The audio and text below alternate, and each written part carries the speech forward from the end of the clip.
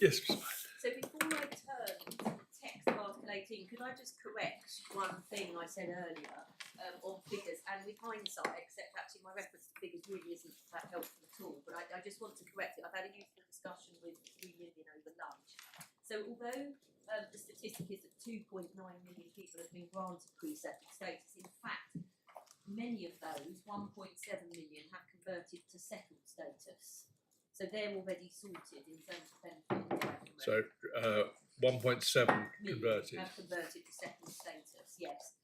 And of course, the other point to make, and is that some people with pre-settled status qualify anyway because they've got worker status or whatever it is. So with hindsight, I'm not sure it's terribly helpful for me to refer to statistics. In any event, it's certainly, I think, fair to say, a very significant issue for the government, whatever the statistics are. No, but right. There we are. But I wanted to just correct that. Out of curiosity, how does the government know how many have converted to settled status? I don't know Because they don't have to issue a document or anything. Well,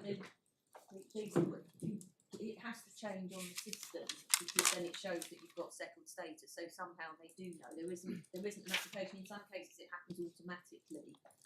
I'm looking over at the expert, but he can't speak. I would need to ask him, but the government does know. Yeah. There have been some changes, I can say, without taking instructions. You're being handed a note. I'm being told 1.1 million converted to pre-settled status, not 1.7. But in any event, yes, so there were some changes because obviously what the IMA judgment shows is that the Secretary of State was proceeding on the basis of one understanding of Article 18.1 when he's setting up the arrangement, and it turns out that was wrong. So the Secretary of State has made some changes, as the court would expect, following the IMA judgment, and has worked with the IMA in that respect. It doesn't matter for the purposes of this case, but that's what's happening.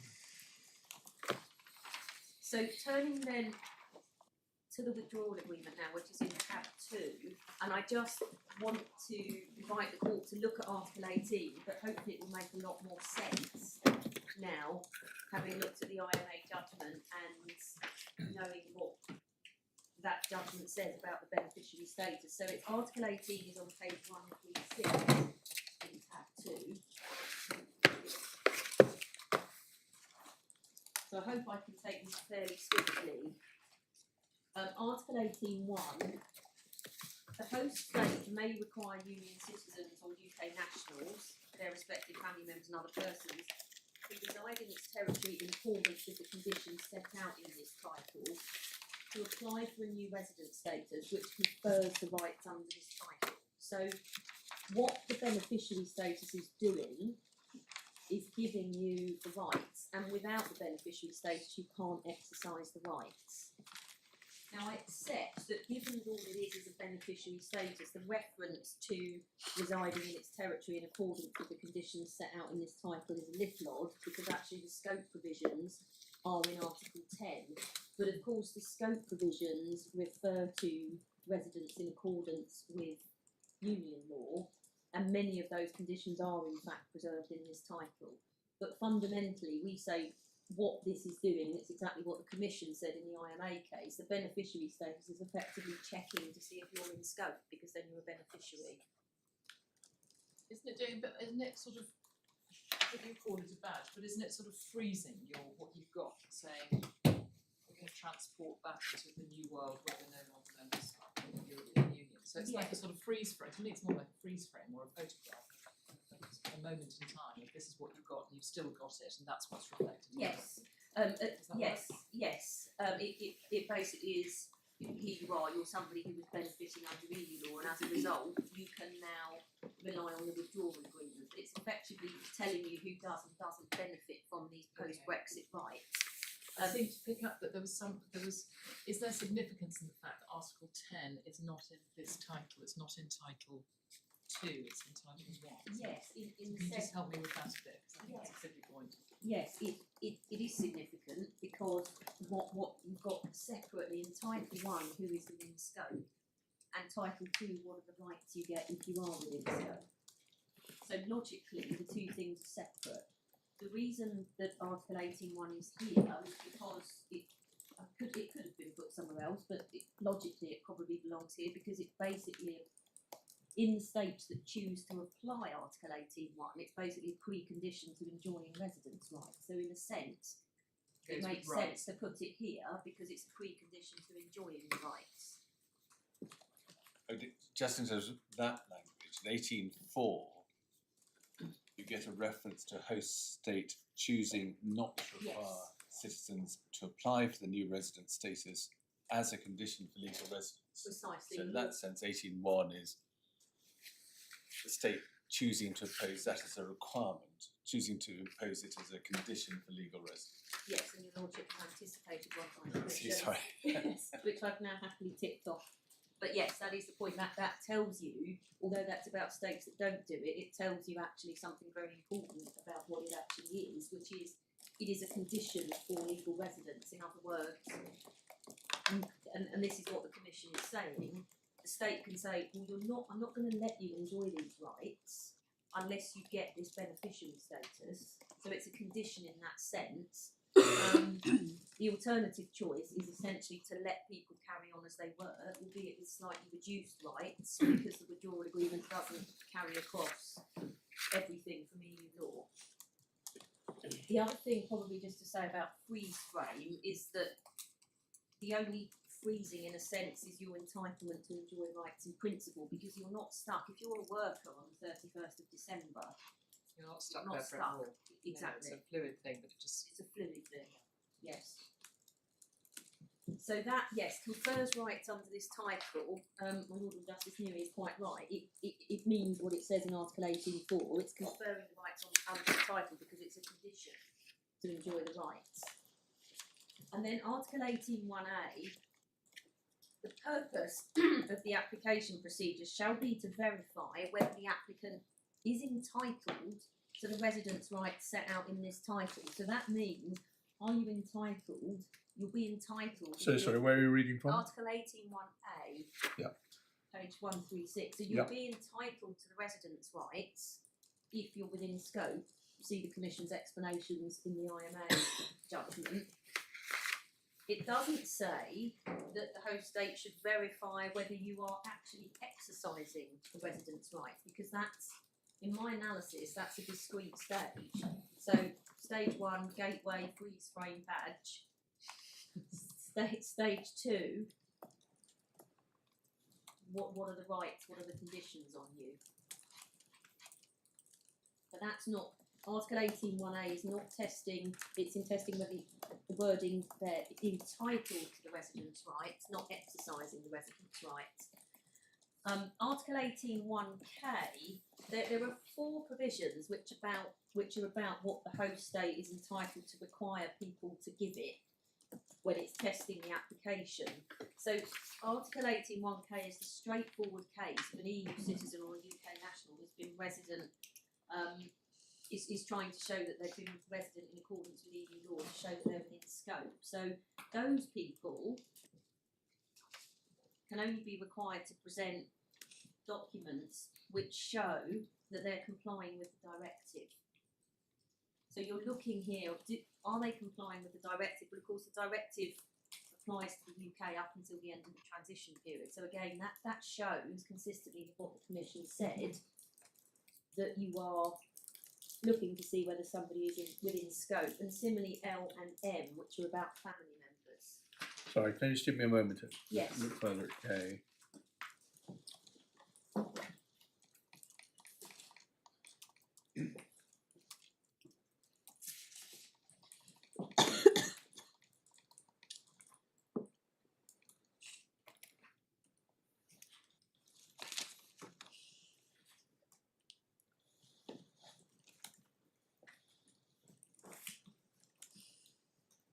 So again, just I know I'm being slow.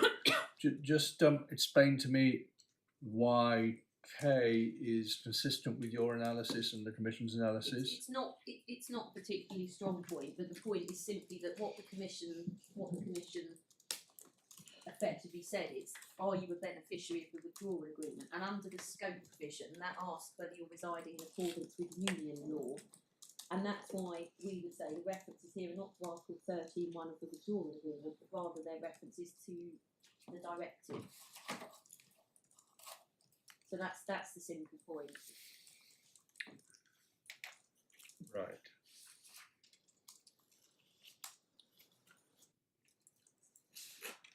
Sorry, you were about to make it further. Yes, so pretty much L and M do a similar thing for family members. And then I think Mr. Cox took you to Article 18(1)N, which says the cases other than those set out in points K, L and M, the host state shall not require applicants to present supporting documents that go beyond what is strictly necessary and proportionate to provide evidence that the conditions relating to the right of residence under this title have been fulfilled. And we say there that relating to the right of residence, the words are relating to. So again, consistently with the provisions which precede it, and consistently with the fact that this is about a condition to exercising rights, it's operating at a prior stage. So, Sorry, this is a condition. I'm making heavy weather of this. All these conditions are conditions for application for the 18(1) status. exactly. So all you're on your analysis having to show is that you are at the moment of applying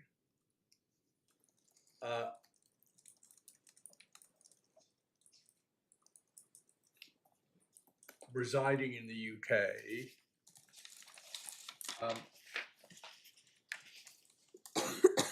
under one of the on one of the bases identified in Article 13.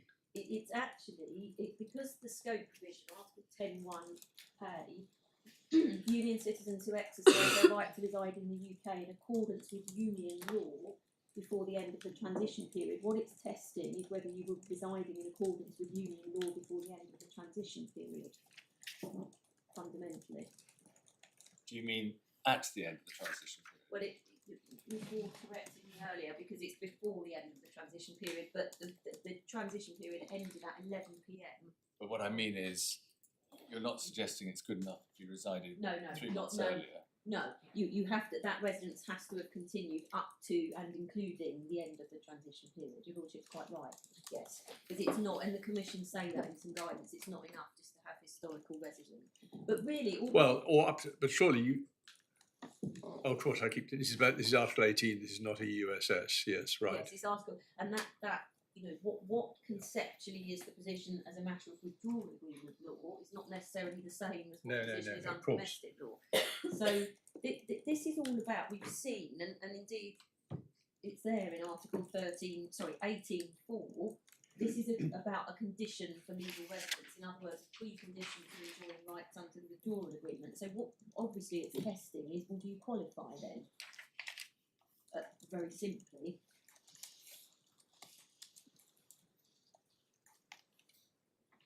And what happens, if you look, for example, at Article 18(3), is while you're waiting for your application to be decided, all the rights provided for in this part, it's the third line of Article 18(3), all rights provided for in this part shall be deemed to apply to the applicant, including Article 21 on safeguards and rights of appeal. So because this is a precondition to enjoying rights, which very much shows that it's operating at that prior stage, somebody has to be protected until their application is finally determined. So Article 18(3) basically says, yes, it's a precondition to enjoying rights that you get this status, but in the meantime, before you get it, all the rights in this part are deemed to apply.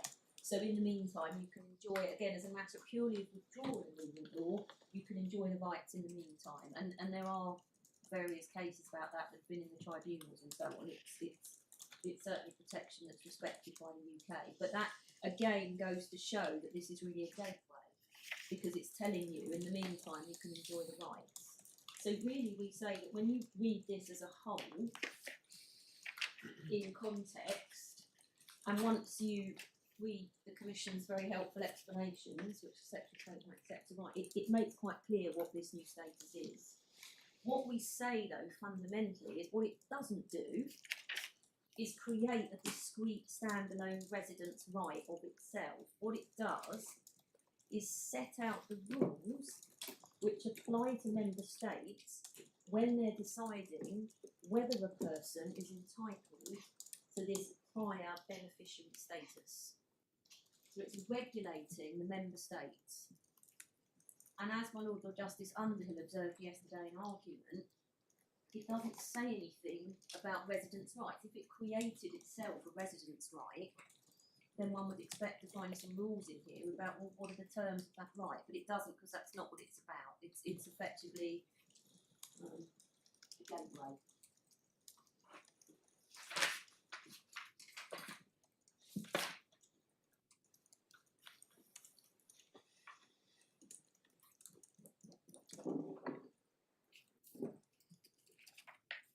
So then back to Article 13.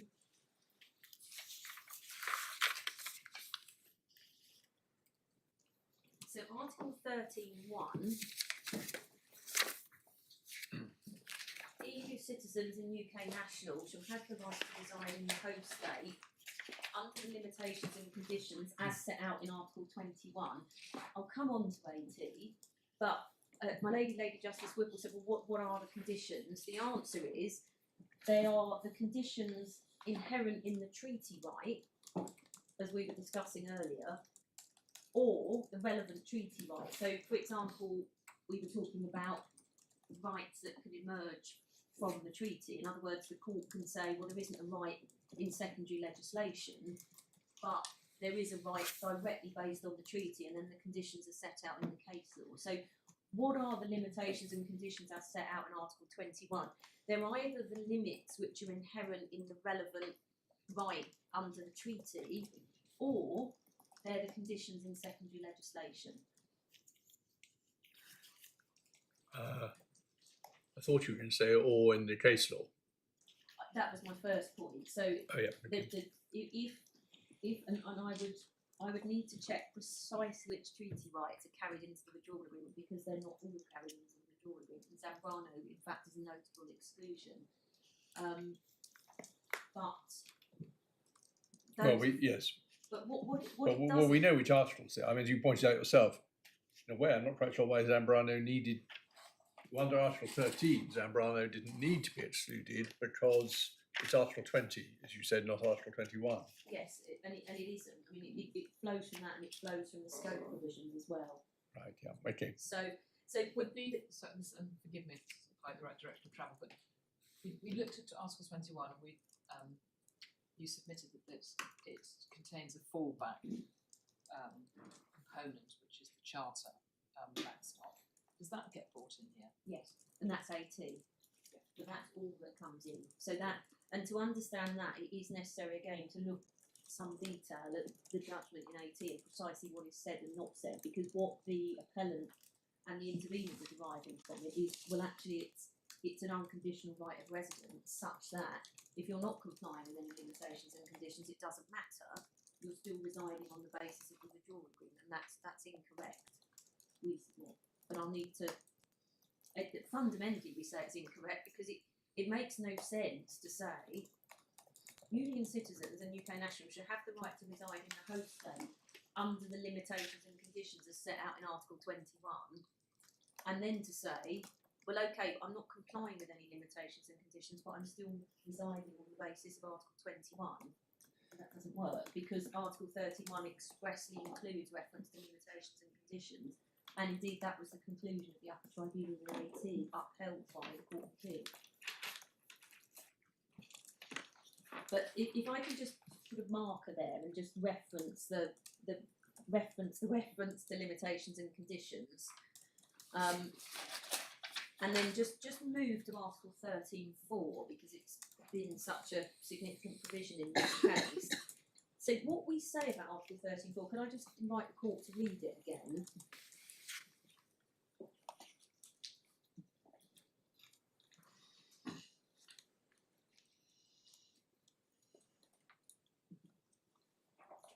Yeah. So essentially, we say this is a prohibitive provision. What it's doing is stopping the member state from doing something. It's not at its heart a provision which is conferring some sort of discretion on a member state. If one reads it, that other than in favour of the person concerned, it's really a brackets call, and indeed that's how Lord Justice Lewis described it in Chellick, and I'll show the court Chellick and what Lord Justice Lewis said. So the first bit of it says the host state may not impose any limitations or conditions for obtaining, retaining or losing residence rights on the persons referred to in paragraphs 1, 2 and 3, other than those provided for in this title. Now, that was where the Secretary of State had gone wrong in the IMA case, because the Secretary of State had imposed an additional condition for retaining residence rights, which is that you need to make a second application. So that's a paradigm example of something that's contrary to the first bit of Article 13.4. Now, to the extent that the second sentence is adding anything, we would submit that it's specifically about the application of the limitations and conditions in a particular case, because it's not in the plural, it's just in the singular. It's not talking about imposing limitations and conditions, it's talking about applying them. And although the wording, I think, as my Lord Justice Underhill said, is a little clumsy, all it's doing is saying, when you're looking at an individual situation, you can't apply more stringent conditions to them. So you couldn't, for example, say, well, we don't like your application because we don't like the provider of your health insurance. Thank you very much. The words "other than in favour of the person concerned" are really only reinforcing the fact that there's no discretion. It's a quite big point. There's a lot, isn't it? Justice Jay says it's a lopsided provision. It looks like the state can do something in favour of the person concerned, but not against their interest. Is that a misreading? It can, but your point is it's not. The purpose of it is not to provide for that. yes, It's simply acknowledge. It's as you say, it's a brackets point. yes, it's sort of Acknowledging recognising that would you can always do that. you can do that, and one has to say, of course, you can do that to the extent that you need any power to do it under the withdrawal agreement. It's provided by Article 38, but in reality, there are in the EU free movement context, there are some situations where states can't just be more generous. And the example there is social security coordination. Yeah. Because of the way that system works, there is some case law which says we don't care if you want to be more generous, you can't. But that's very particular. Here, But in there's other nothing areas, to stop. in other areas of EU law, it's quite important that you are not allowed to be more generous than provided for. Where you exactly, because you have a particular system and everybody needs to know where they are. But we're not there. So other than in favour of the person concerned, just yes, you can in an individual case. Although as a matter of domestic public law fairness, you probably ought to do it for everybody. But all it's saying is recognising that that's what you can do. But it's not conferring some special discretion to be more generous to the extent that a member state needs that. That's in Article 38, because that's what Article 38 says. So just to understand, say somebody claims to reside on the basis of Article 7,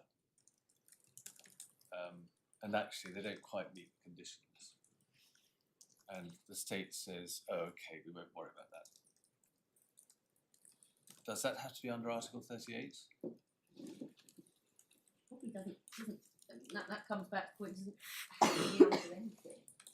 Because the state, I mean, there's a case called Baumbast in EU law where Mr. Baumbast had some insurance. It wasn't fully comprehensive, but the court said, well, it's pretty good enough and it's disproportionate, for example, to refuse him a right of residence. So there are issues about the withdrawal agreement and the extent to which the proportionality principle applies, but I would submit that as a matter of that there's nothing in EU law to stop somebody doing that. You don't need permission either from Article 38 or from Article 13.4. I'm just thinking forward, thinking out of your course. So suppose you do that. You say, well, I'm not going to worry about this insurer or whatever. I'm going to recognise that you have a right under whichever article it is. Is that person then residing on the basis of the withdrawal agreement? So it would have to be in a country, not it would have to be because I'm just trying to envisage the scenario. I think it would have to depend on facts, but the primary answer is residing on the basis of requires compliance with the conditions. It's hard to envisage, given the terms of Article 24 of the directive and now Article 23, it's hard to envisage how a member state could give with one hand and take with the other. So either they would say, we accept that is a valid exercise of an Article 7 right, in which case they couldn't really then turn around and say, but you're not going to get equal treatment. Or it is difficult, I accept, to see when Article 13.4 would actually kick in, which would make it residence on the basis of. So when 13.4 would kick it, you mean when what you would call the bracket provision? Brackets, yes. But it might be that a state, for example, says we're going to accept for everybody who wants to rely on comprehensive sickness insurance being self-sufficient, that it's enough to have a policy that covers you for emergency treatment. So, and if the state did that and accepted that was good enough, in that specific context, I think it would be difficult for the state to say, well, you're not residing on the basis of Article 7, because they've then accepted that that's good enough. But So it's quite an extreme. So sort of trying to think about the limits of your case and Mr. Cox's. You say if a state accepts that there is a right of residence under, say, Article 7, even though the strict conditions may not be met, then you're still within the scope of Article 23. If, on the other hand, you say, well, forget about Article 7, forget about all the specific CRD entitlements, we're just going to recognise a right of residence outside all those, then you're not within Article 23. Yes, but I think it's very important to be careful about the facts, because in my example, it really is very specific. It's just a little bit of insurance. So, and I think, I mean, again,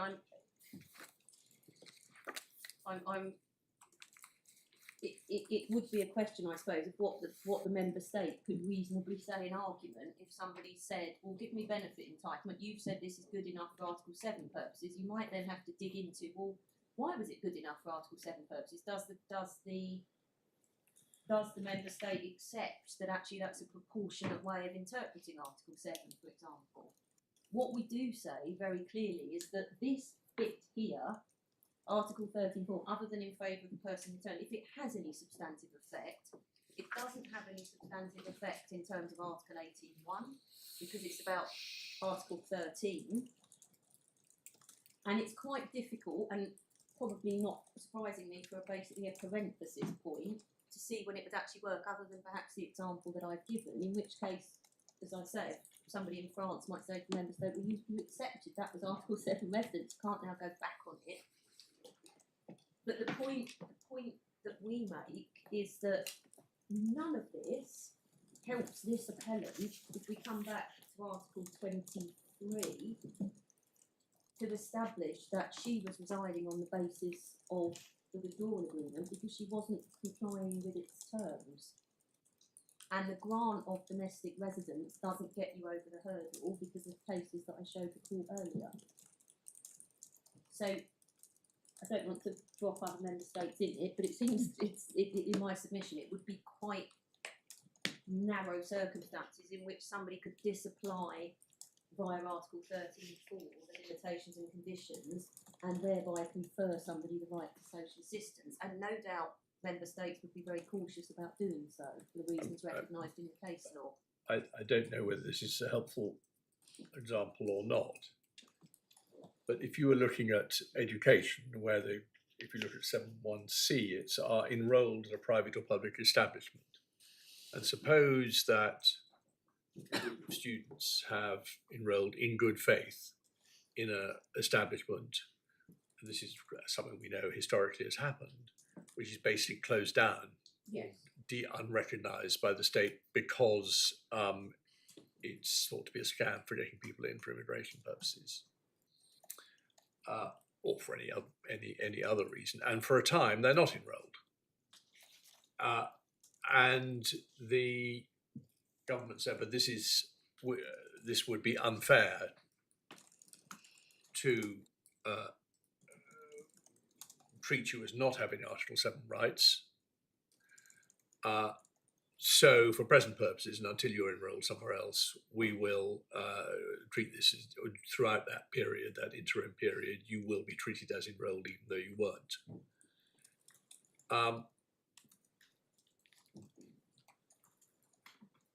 On your analysis, I think that would come within the parentheses because it would be the application of the Article 7 rules, or saying you won't apply them strictly au pied de la lettre in a particular situation. Yes. Is that have I seen how you would analyse that? Because that's a situation that could arise.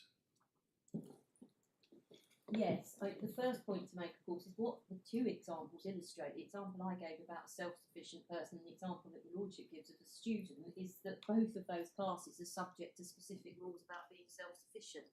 It's not, they have problems being allowed to access social assistance in any event. And I think the second point to make is what that illustrates is that Article 13.4 just has nothing to do with benefit entitlement.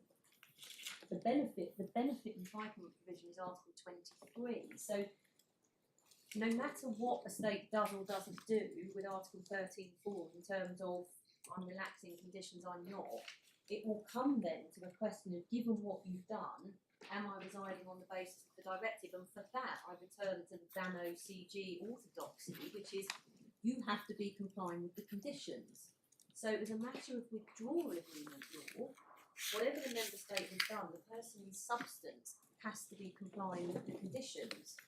Now, be it on the member state's head if it's done something to accept that you are complying with the conditions, because if you imagine a domestic benefits challenge, the person would say, well, you said I am complying with the Article 7 conditions, but if what the member state has done is something else, then it's not. So I think my overarching response to these questions is, in terms of benefit entitlement, the person will need to show that they are complying with the limitations and conditions in the instrument. So if the member state has relaxed them by whatever means, that is what that's what Ziolkowski says, Dano CG. The fact that the member state has relaxed the conditions does not mean you're residing on the basis of. Because to reside on the basis of, you must be complying with the conditions. So to come back to my Rules of Justice Newey's question, the answer is, unless the member state has accepted that you are complying with the relevant conditions, in which case evidentially it's hard for the member state to say you're not, you don't get benefit entitlement.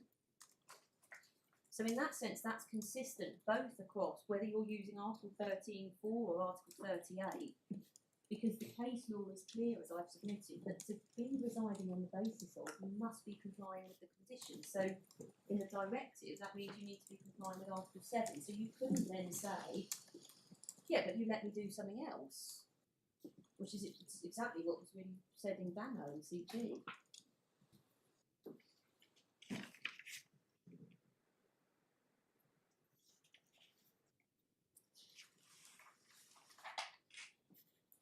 In any event, whatever Article 13.4 says, it certainly isn't saying you can have access to social assistance if you're not complying with the conditions in the withdrawal agreement, which is pretty much what I've been saying in a very long-winded way.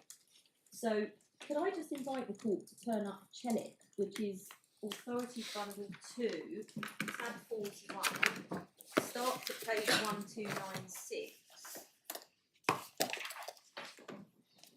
paragraph.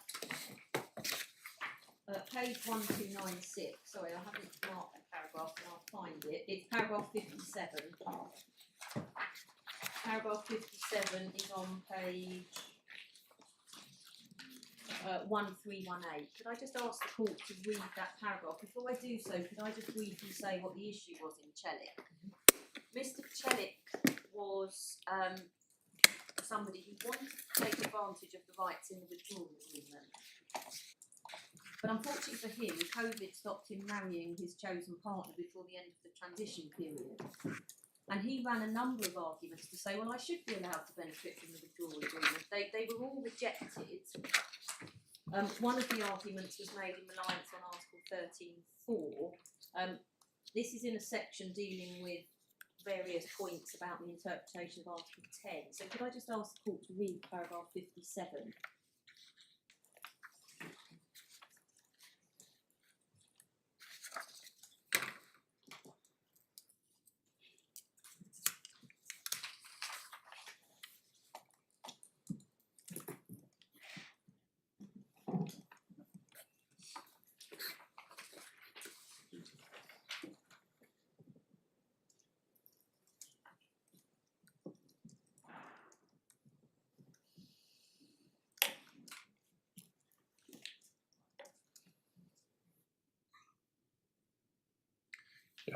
So what Lord Justice Lewis says is you can't rely on Article 13.4 because it's not even within scope, but then this, at F, secondly and more significantly, Article 13.4 does not confer a discretion to depart from the terms of the withdrawal agreement or to extend the categories of persons entitled to rights under that agreement.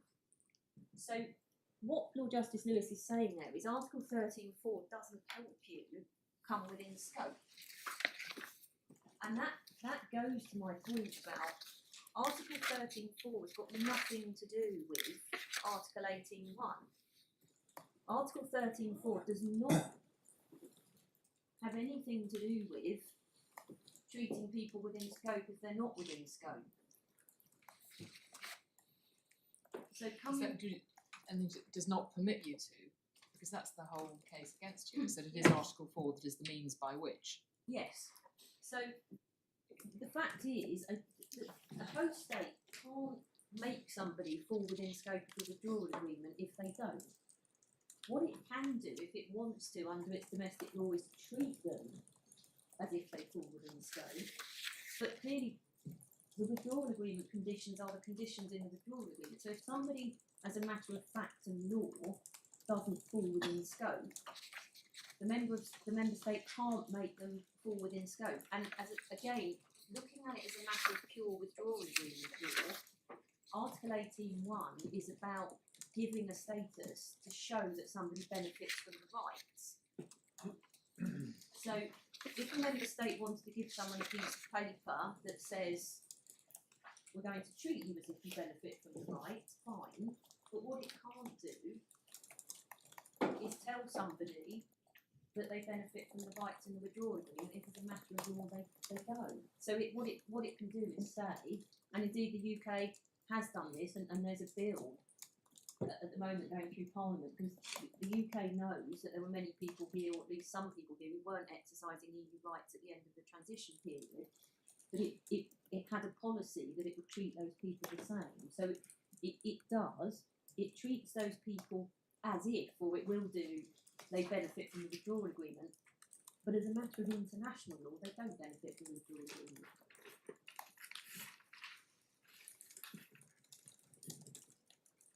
But fundamentally, what we say is, Mr. Cox's submission, as I understand it, is the UK has granted an Article 18.1 resident status, and in so doing, she exercised the discretion under Article 13.4, and therefore the appellant is residing on the basis of the withdrawal agreement. And for the reasons I've given, that falls apart at every stage of the analysis, because at the Article 18.1 stage, Article 13.4 just doesn't kick in. It kicks in at the next stage, once you've got through the gateway. I think Mr. Cox goes even further, doesn't he, in the sense that he suggests that the Article 13.4 discretion also applies to Article 15. Yes, he may well do.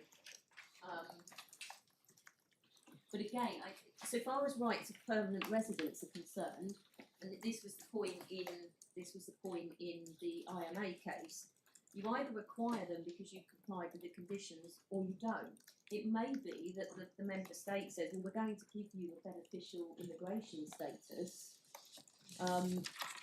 whether you've resided in accordance with the conditions or not, but that's not permanent residence. You get permanent residence under the withdrawal agreement if you comply with the conditions. But I'm not, no criticism of Mr. Cox, but I'm not sure I fully understood the submission about permanent residence, so I may not be able to answer it. Sorry, What would you like me to just want refer to to? draw attention to the heading for the ground that you're referring to. Yeah, I will do. So I'll just check my notes for a minute to. Yes, I don't think there's more to say about the member state doesn't in a sense grant permanent residence under the withdrawal agreement as it didn't under EU law because you acquire it automatically. And settled status is different because that's domestic immigration leave. Mr. Cox has just asked that I draw the court's attention to the fact that grounds 1, 5, 6 and 7 about the interpretation of Article 10(1)(e) of the withdrawal agreement. So what Mr. Chellick was arguing was Article 13(4) lets you interpret Article 10(1) to bring me within scope, and the Court of Appeal says no. What Mr. Cox is arguing is Article 13(4) allows you to give me an Article 18(1) resident status, but the point is the same. Once you understand that the Article 18(1) resident status is a prior status, it hasn't got anything to do with Article 13 other than that it's a gateway to enjoying those rights, then the point is exactly the same.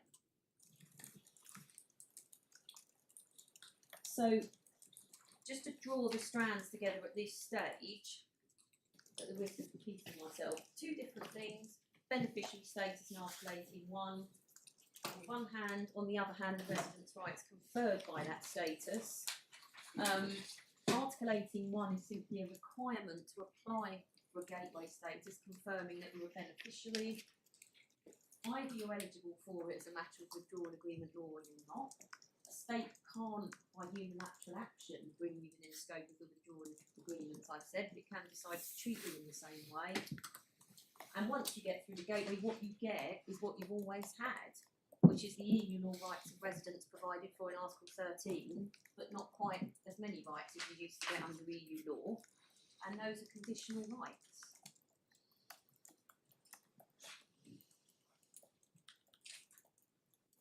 So that's all I need to say about Article 13. I promised to show the court Article 19. Conditional rights in what sense? You've got a piece of paper under Article 18. No. Conditional in the sense of fulfilling the substantive conditions. Your ladyship's quite right in two senses, actually. The sense I meant was the second one. So that they're conditional in the sense that they always were, which is that you need to be doing something to get them, doing what Article 7 or whatever bit of secondary legislation you're relying on, or indeed a treaty right as interpreted in the case law. In that sense, those rights are conditional. But your ladyship is quite right that in the states that operate the Article 18(1) system, there is a prior condition to even getting those rights, which is that you get the beneficiary status. So Article 19.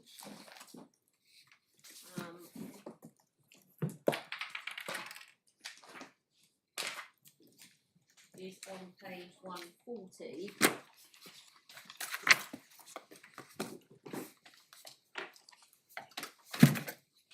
So this was to avoid states getting a rash of applications all after the end of the transition period.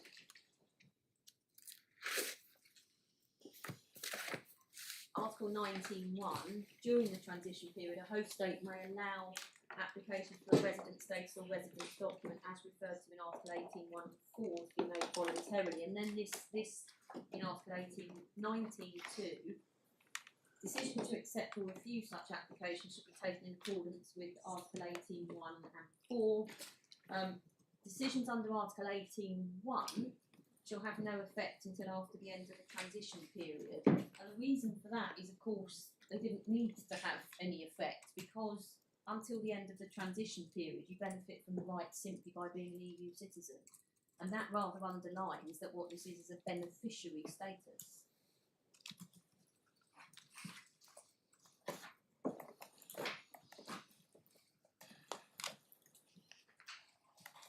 And then Article 23, which is the key provision, page 144. I've made the point that it expressly refers to Article 24 of the directive. Of course, we said that couldn't be a clearer sign that the contracting parties expected it to work in the same way as Article 24 of the directive. Now, the appellant said yesterday that that reference to Article 24 is just to bring in broader case law about discrimination, as opposed to the specific case law that I've shown the court today. And we say that's unacceptable cherry picking. And if anything, the most obvious case law that it's going to bring in is the case law dealing with specifically Article 24, and that's the case law I've shown the court. If the contracting parties had only been worried about importing whatever general principles about discrimination they wanted to import, they could have used much more general language. Sensibly, the only thing they could have been thinking about was, we want this to work in the same way. And the language is strikingly similar. And I've made my point about on the basis of, I say that that brings in the case law, Dano and CG, about what those words mean. And to answer my Lord Justice Newey's question earlier, what's the difference between referring to the withdrawal agreement on the one hand and the directive on the other? It doesn't matter where the conditions come from. The change in wording is because this is the withdrawal agreement, so it has to refer to the conditions in the withdrawal agreement. That the reference to compliance has to be the instrument in which the conditions appear. Now, we have never argued in this case that Article 23(1) requires compliance with the directive specifically, but it does require compliance with whatever the conditions are of the EU law right applied by the withdrawal agreement. And that's, I answered my Lady Justice Whipple's question earlier about, well, what are the limitations and conditions in Article 13(1). They're either the limitations and conditions in secondary legislation, or if you're relying on a treaty right, it's the limitations and conditions inherent in that right. Otherwise, the reference to limitations and conditions in Article 13(1) makes no sense. Dealing briefly with the derogations, the extreme nature of the appellant's case was shown by an answering question to my Lord Justice Newey, which is, no, they don't buy either. So the whole thing goes out the window. Now, just to be clear, I mean, I've made all my points about what the EU law said. If the contracting parties had wanted to do something different when somebody had a domestic law right of residence, this would have been the obvious place to put it. They know about the Dano case law, they know about Ziolkowski. Stick in paragraph 3, this doesn't apply if somebody has a domestic law right of residence, but they didn't. So what you have then is exactly what EU law provided for. Because EU law says not good enough to have a domestic law right of residence. If the withdrawal agreement's going to change that, it needs to say so. It doesn't say so by a few bracketed words in Article 13(4), and it doesn't say so by reference to Article 21, limitations and conditions. So that's a good point to turn up AT. Just pausing there, I mean, it would be quite surprising, wouldn't it, if the parties had contemplated that people residing on the basis of Article 6 or point B of Article 14(4) had rights. I mean, if the derogation in 2 doesn't apply, then even in those cases, there can be rights. I don't think I've understood the question. No, sorry. That will be I think I'm agreeing with you. okay, well, I like that. The answer is yes. It would be surprising if the parties had intended the derogation in 2 to go. Yes. So that there could be rights even in relation to people residing under Article 6 or point B of Article 14(4). Which is because the alternative construction, the alternative answer Mr. Cox would have given to the question was, well, no, those provisions remain, but that's then also perverse because people who are job seekers are actually in a worse position than people who aren't doing anything. So either way, that they've thought quite carefully about this. They said, right, well, you're not going to get the right of equal treatment at all if you're not exercising a right. See Dano. But even if you are, we're also not going to let you have benefits. Exactly the same as under EU law in those circumstances. So AT Can I start, because it's important, with the upper tribunal's decision? That's at tab 45 of volume 2.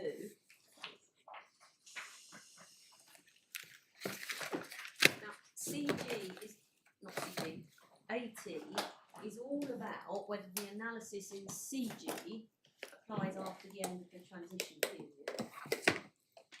Sorry, what was the tab number again? At 45 for the upper tribunal's decision.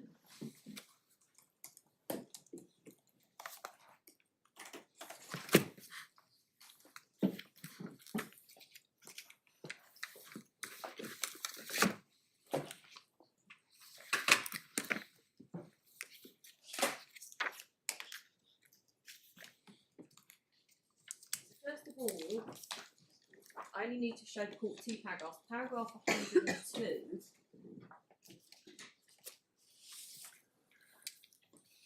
Mr. Justice Chamberlain makes the point that it's true that the right conferred by Article 13 of the Withdrawal Agreement is a right to reside under the limitations and conditions as set out in the TFU and the CRD. So he's making the point that it's conditional. It's not unconditional.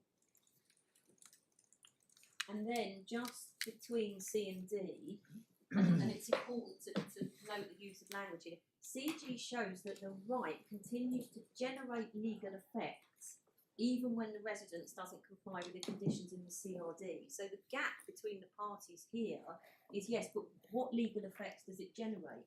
Does it only allow you to rely on the charter, or does it mean that you also can get social assistance? All that the upper tribunal is saying here is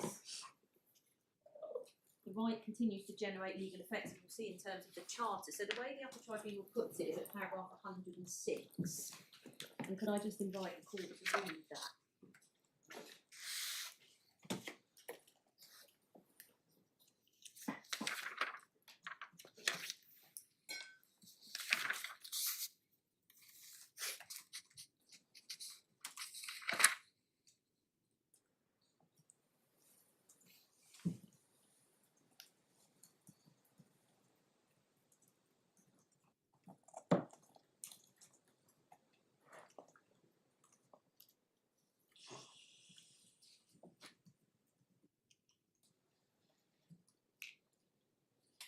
So, Sorry, I'm being slow. no, I'm sorry, I'm going too fast.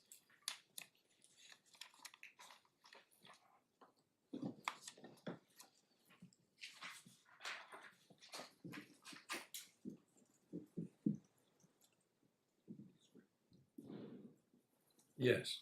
So, under EU law, as I said, the question, is the charter triggered, relies on, is the member state implementing EU law? Under the withdrawal agreement, the question is, are you interpreting or applying EU law effectively? That was the battleground. So what the upper tribunal said is that the Secretary of State was acting in the scope of the Article 21 right for the purposes of application for the Charter. And the way that it's explained at the bottom of that paragraph is, to put the point another way, applying the methods of union law, the Secretary of State could only refuse AT's application on the basis of the limitations referred to in Article 13, only to the extent compatible with Charter rights. So it recognises that there are limitations and conditions, but it's saying you can't apply them if it's going to breach somebody's charter rights. So it's very much limited to the charter. So that analysis is important because it starts from a place that whatever Article 31 brings across from Article 21 is conditional. So then AT, part of the battleground in AT in the Court of Appeal, which is at tab 43, is the Secretary of State's contention that the Charter doesn't apply at all after the end of the transition period, and that appears from... You're going a little bit fast for me, I'm sorry. Maybe I'm pressure of time, but this is speaking of some really tricky stuff. So Yes, I'm sorry. Slow down a bit. So where do you want to go next? Your Ladyship's quite right. Page 1359.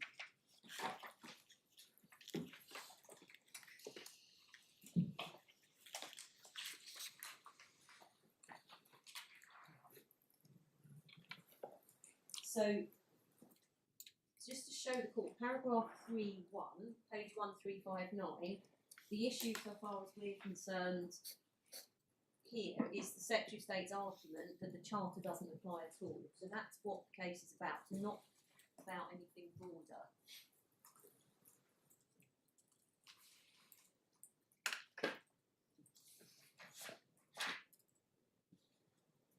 Paragraph 20, Lord Justice Green says, this is page 1364, central to the appeal is an understanding of how the Charter comes, if it does at all, to play a role in domestic law following expiry of the transition period under the Withdrawal Agreement. So again, all about the Charter.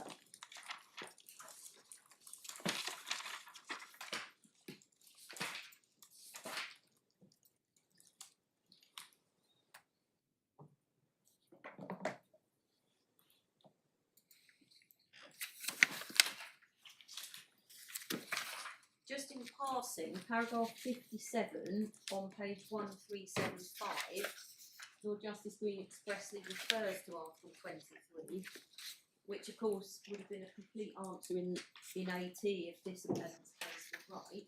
So sorry, which paragraph you're on? 57. Yeah.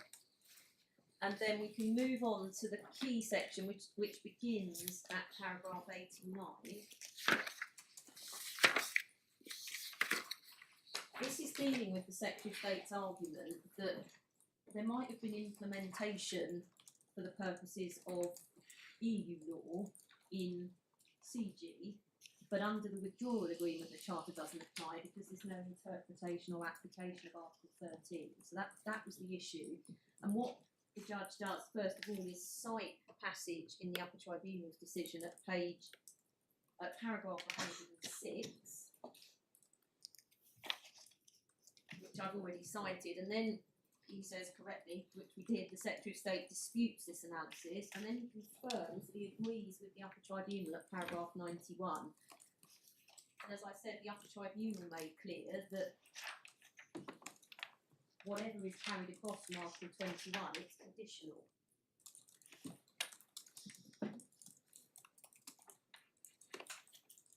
What Lord Justice Green doesn't do, here or anywhere else, is say that there's some kind of independent right of residence under Article 21, which is capable of being residence on the basis of the Withdrawal Agreement.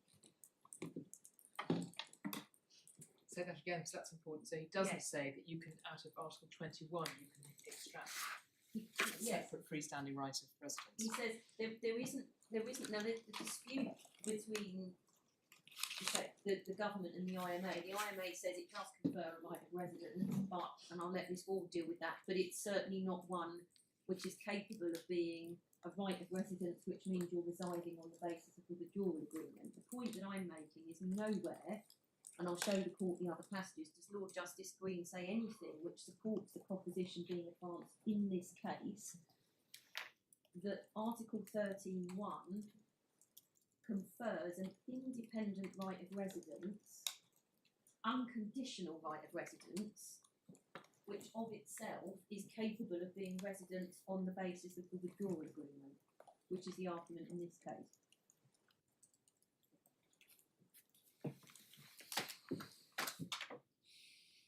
This is all about, and I said at the very beginning, whatever label you put on it, whether it's a right of residence, whether it's a triggering right, whether it's an anchoring right, what does this reference to Article 21 get you in Article 13.1? That's really the core question.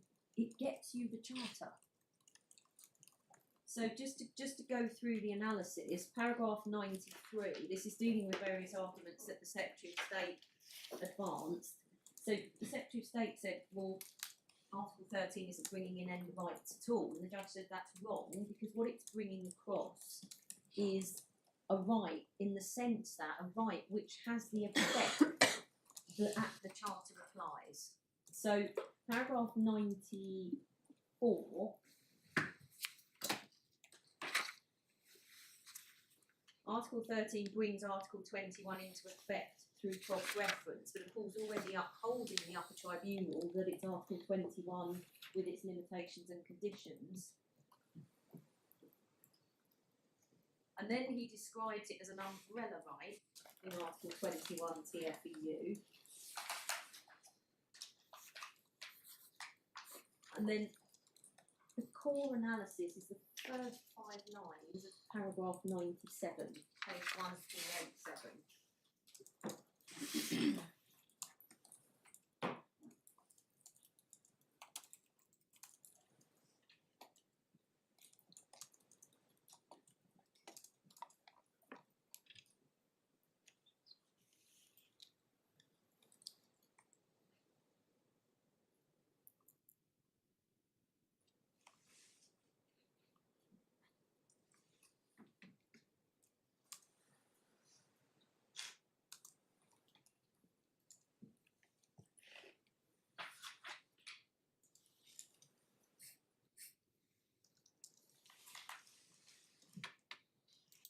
So what he's referring to there is the triggering right for purposes of the Charter. And as we've seen in CG, that was the historical exercise of the right of free movement, and we know combined with the grant of the domestic right of residence. It's a continuing right, but the important question is yes, but as I've said, what does the right get you?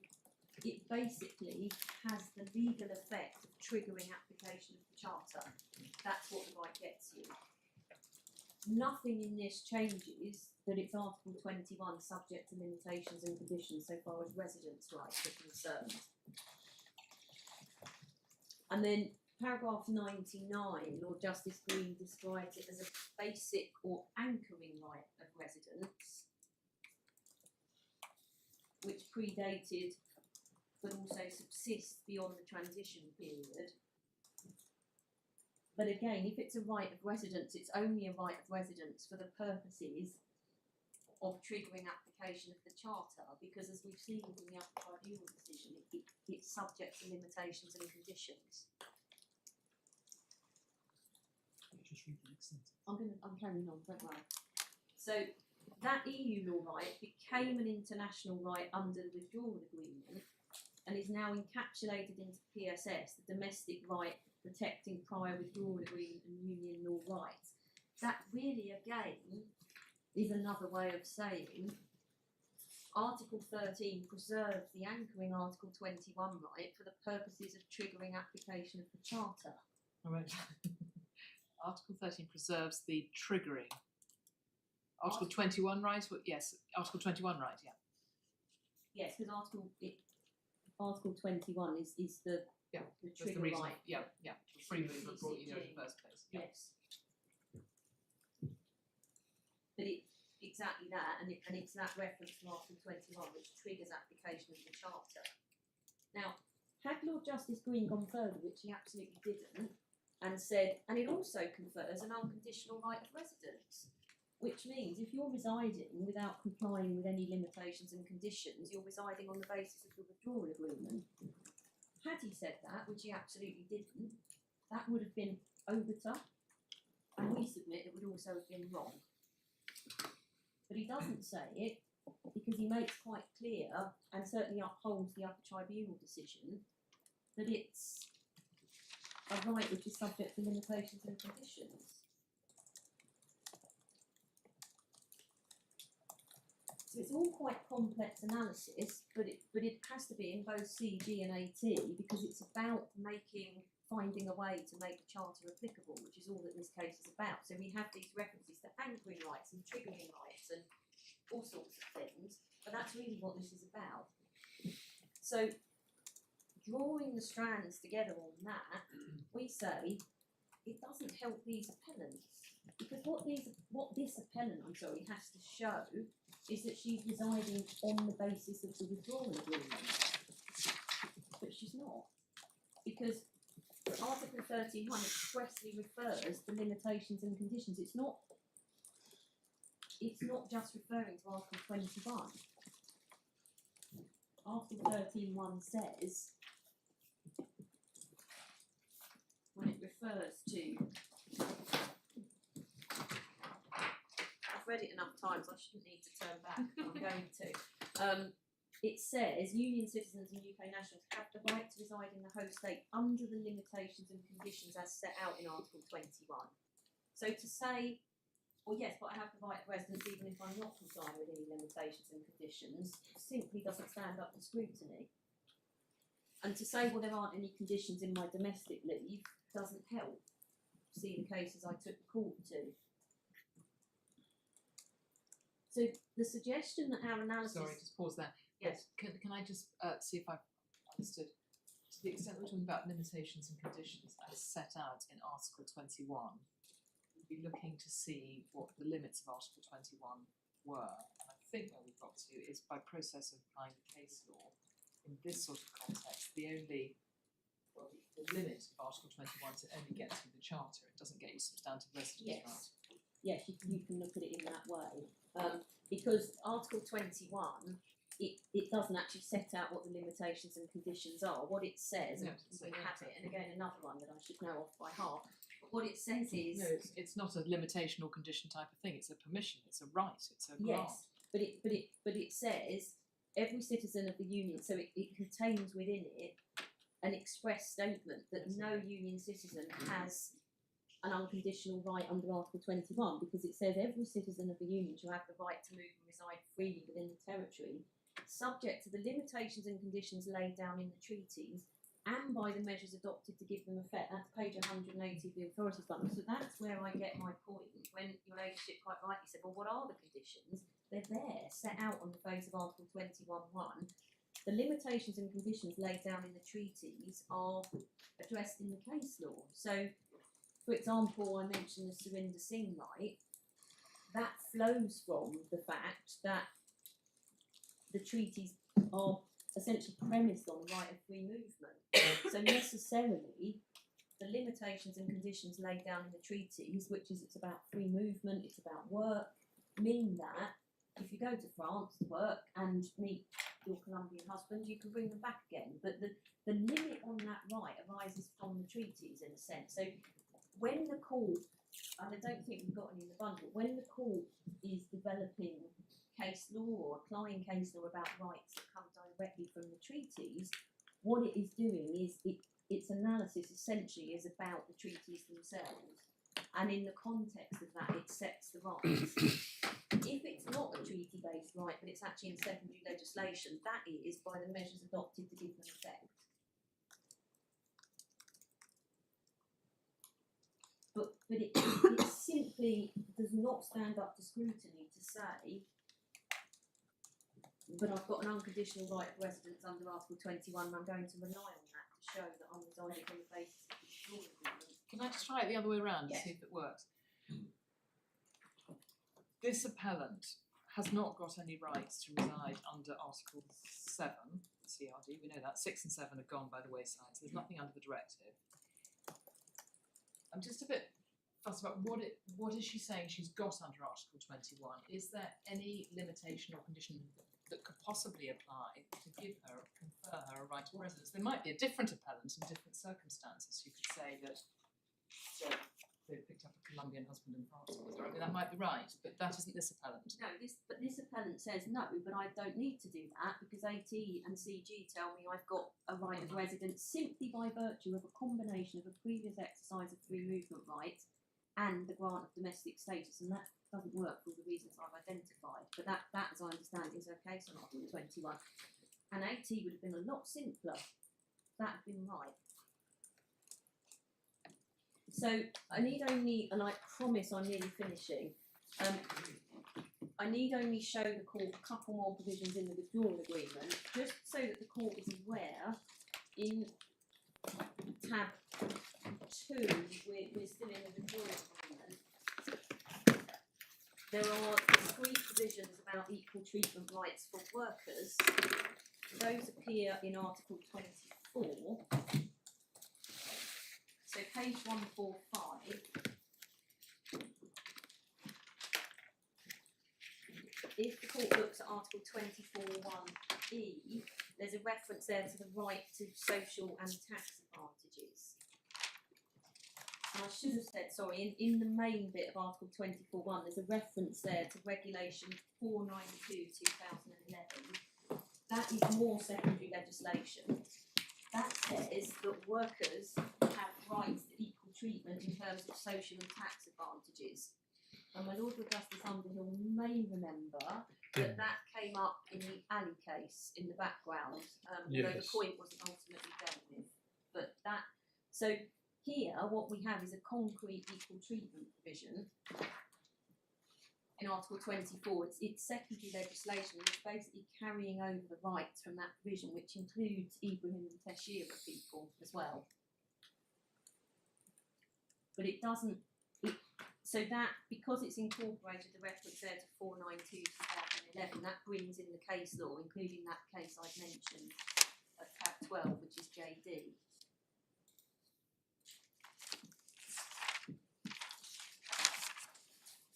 Well, I can see why you just want us to be aware of this, but there's no particular point you're making about it, or is there? It's simply that we've never suggested, I think what you need is residence on the basis of the directive. We would accept, for example, that if somebody was residing on the basis of 492/2011, they could equally rely on Article 23 of the Withdrawal Agreement. They wouldn't need to because they've got their own bit here, but they could. Oh, I see. So this regulation grants residence rights, does it? It does, and it also grants equal treatment rights. But its main purpose is it's the secondary legislation from which the Ibrahim and Teshira right emerges, basically. But it's more used for its equal treatment rights.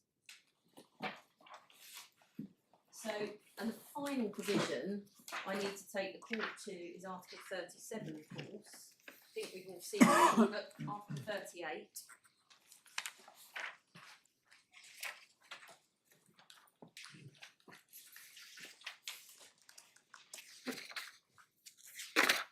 It's materially the same as Article 37, which was examined in both Zielkowski and CG. So, if the UK needed permission from the Withdrawal Agreement to introduce the EU settlement scheme, it comes from Article 38, C. Zielkowski, CCG, where the court accepts in CG that Article 37 is the permissive power for the EU settlement scheme, if it's needed. So, with that's almost the end of part 4 of my submissions, and I promise part 5 is really fast. Just to take a step back now and say to the court, right, let's look at the realities now when we're interpreting Article 24 of the Withdrawal Agreement, as I said at the beginning, Article 23, which is the fundamental provision at issue here. Just to recap and draw everything together. 1, the contracting parties can be taken to be well aware of EU law, and EU law says you can't get social assistance unless you're complying with the conditions of the relevant right to reside, and it says very clearly you don't get equal treatment simply because you've been given domestic leave.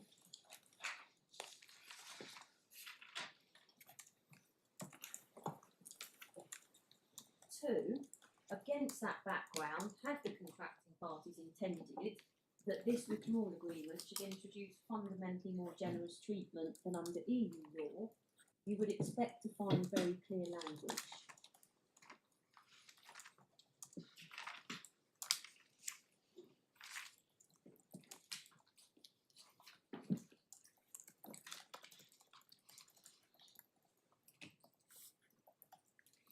Far from there being clear language, what you find is a clear reference to the pre-existing position under EU law.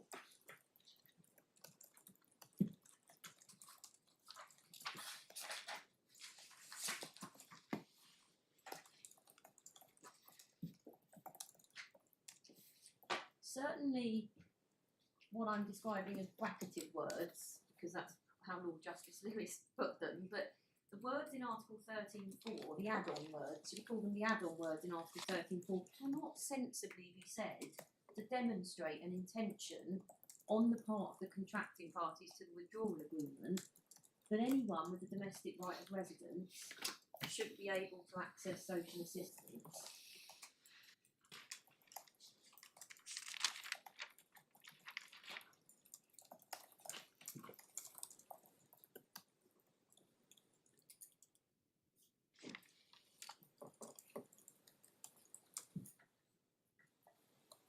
And if you look at that, those last few words through the lens of the words of the Supreme Court in Appellant, it really is impossible in my submission to say, yeah, but they must have meant that would get you unqualified access to social assistance if you had a domestic law right of residence. Clearly not. I've dealt with Article 21. I won't repeat my submissions about that. So those are our submissions. We basically say, for all of those reasons, although the judge was wrong to say that Article 13.4 had any part to play at all, it was ultimately right that the appellant couldn't benefit from equal treatment rights.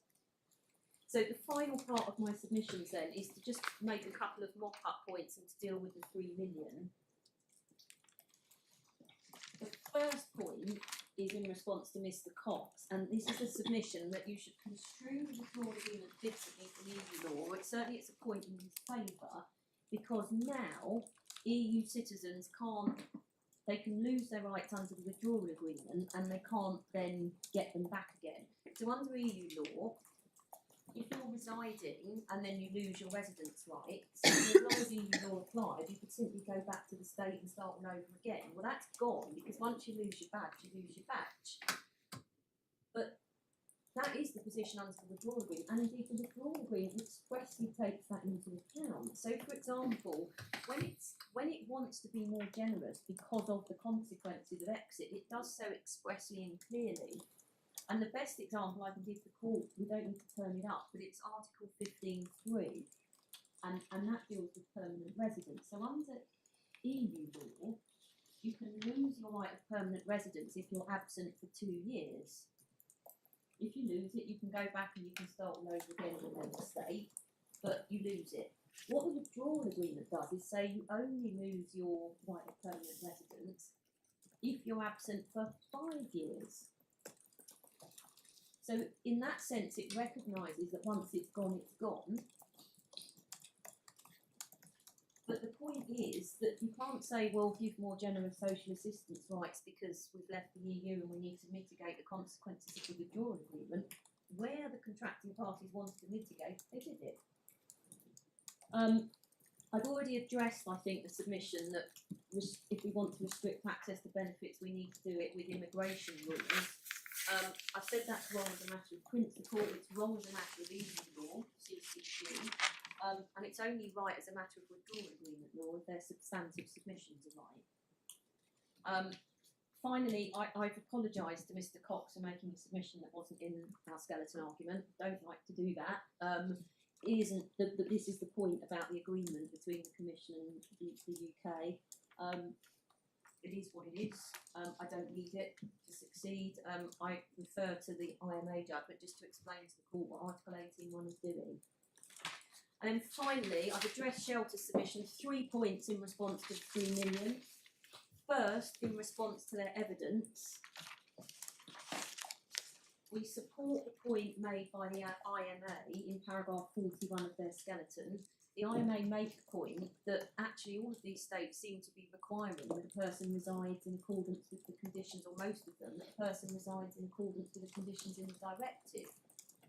So, and we say, if you look carefully at the witness statement and at all the different examples, that does seem to be what the evidence shows. It shows that all of these other states are requiring UK nationals to comply with the conditions in the directive in order to reside lawfully. And of course they're perfectly entitled to do that, these states, but it may well be that those states don't restrict access to social assistance, although we don't think that is actually what the evidence says. But the point is that because they insist on compliance with the conditions in the withdrawal agreement, a UK national who claims social assistance may well find that they've lost their right of residence altogether. But again, there's nothing wrong with that. We don't say these other countries are acting lawfully, and we don't really understand why it was suggested yesterday that we are saying that. The fact that other states do things differently doesn't mean that they're acting contrary to the withdrawal agreement. But none of that possibly assists in showing that there should be a reference in this case, because the point of construction here is clear. And in fact, the ECJ might say, it's very clear, we told you the answer in the CG, we looked at pre-settled status, we said it doesn't get you equal treatment rights, and the withdrawal agreement uses the same language. So for that reason, this evidence doesn't take matters further. We'd only add that, as my Lord Justice Underhill said yesterday, the numbers are larger in the UK. And also it's right to say that different states will have different benefit systems. So a state might be more relaxed if its benefits rules are tighter. As we understand it, the questions that were posed didn't distinguish between social security and social assistance, which would also affect the answers. So we say that evidence does nothing to support a reference. The second point that was made by the 3 million, which it was said justified a reference, was a concern about lack of clarity. But as we understood it, that concern is in relation to the terms of the UK's letter and the reference to in accordance with the withdrawal agreement. But that's not an issue in this case. This case is about the proper interpretation of Article 24. Now, so far as there isn't any uncertainty in any event, because an individual knows whether they've got permission to be here because they've got leave to remain. And as to benefit entitlement, the Secretary of State has explained that you get the same access to benefits as you always had, but insofar as there's a lack of clarity, it arises from the law. So under EU law, as I said earlier, the position was to be entitled to social assistance, you had to be exercising a qualifying activity. One of the points the 3 million themselves made in the IMA case is, well, the Secretary of State was saying in IMA, well, we don't like this new system, nobody knows where they stand, and the point the 3 million made was, yes, but that's always been the case. It's always been the case that to establish benefit entitlement, you need to look at somebody's particular circumstances. So if there is a lack of clarity, it's the same lack of clarity that there always was under EU law. So I may be misunderstanding the submission, but we simply don't understand how that justifies a reference. So for all of those reasons, in response to Mr. Royston, we note that Mr. Royston in this call stopped short of supporting the submissions being clear on the part of the other side. We say all the reasons I've given, the position is very clear in our favour. Could I just turn my back for a moment?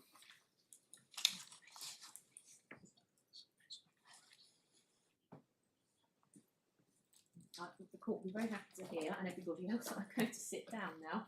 Well, you're not, because Oh, I've got a questions. maybe all three of us have a question for you. I have really not a question you need to answer straight away. Just to note a loose end, which I think you said would be tied up in some way at some point. I wanted to see the provisions of the EUSS, Yes.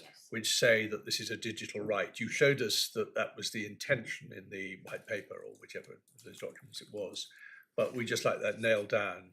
Could we just do that overnight? Because there Easily. may be a couple of Yeah, you can. things. If a note is required, so be it. But you can just step up at 10:30 and tell us in a couple So of words. it's basically, where does it say that the status is digital? Yes, exactly. You explained that the document you showed us is required by the 1971 Act, but it merely acknowledges the existence of the right. Yes, I should say Article 18(1) itself accepts that status can be digital, but we will pin it Yes, down. no, in no, terms of it's domestic. exactly. No, it's just so that, again, writing a judgment, one might well want to just give the reference for that. Indeed, and I should have said before I offered to sit down, does the court have any other questions for me? No, thank you. You've been most helpful. So it's Ms. Ward next.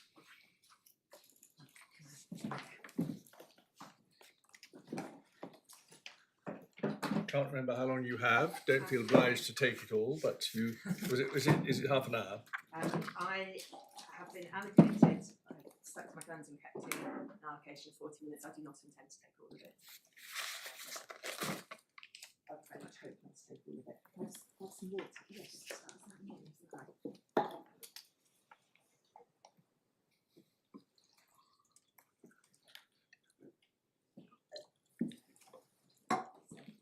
My lords, my lady, I appear with Mr. Underhill, the Independent Monitoring Authority for the Citizens' Rights Agreement. The court is aware of the IMA's role and status, and just for the court to note, it's helpfully summarised at paragraph 19 of Lord Justice Green's judgment in 18. fundamentally, as monitoring authority, the IMA is concerned in this case not only that the right answer is reached, but it is reached for the right reasons. And so, rather like Ms. Smythe and the judgment of Mr. Justice J below, the fact that you get to the same result doesn't mean that I entirely adopt her reasoning. The court will be aware that the IMA agrees with the government as to the outcome in this case, and I'm not going to address you, pleased to hear, on any of those issues where we also agree with its reasoning. And principally, those are the interpretation of Article 18 as set out in the judgment of Mr. Justice Lane in the judicial review brought by the IMA, and also the interpretation of Article 13.4, the withdrawal agreement. I do, however, differ with Ms. Smythe to some extent on Article 13, and specifically what AT decided about how Article 13 plays out, its relevance in the context of someone like this appellant, who is in materially the same situation as the appellant in AT, in that she was granted pre-settled status within her first 3 months of entry, shortly prior to the end of the transition period, so that the facts to that extent are materially the same. And as we've set out in our skirting argument, we, to some extent, go along with the argument, not all the way, but to some extent the argument of shelter that Mr. Berry expressed to you yesterday about that, which is to this extent that Article 13 preserves a right of residence that was granted in implementation, that's the word used in the case law, of Article 21 of the TFEU.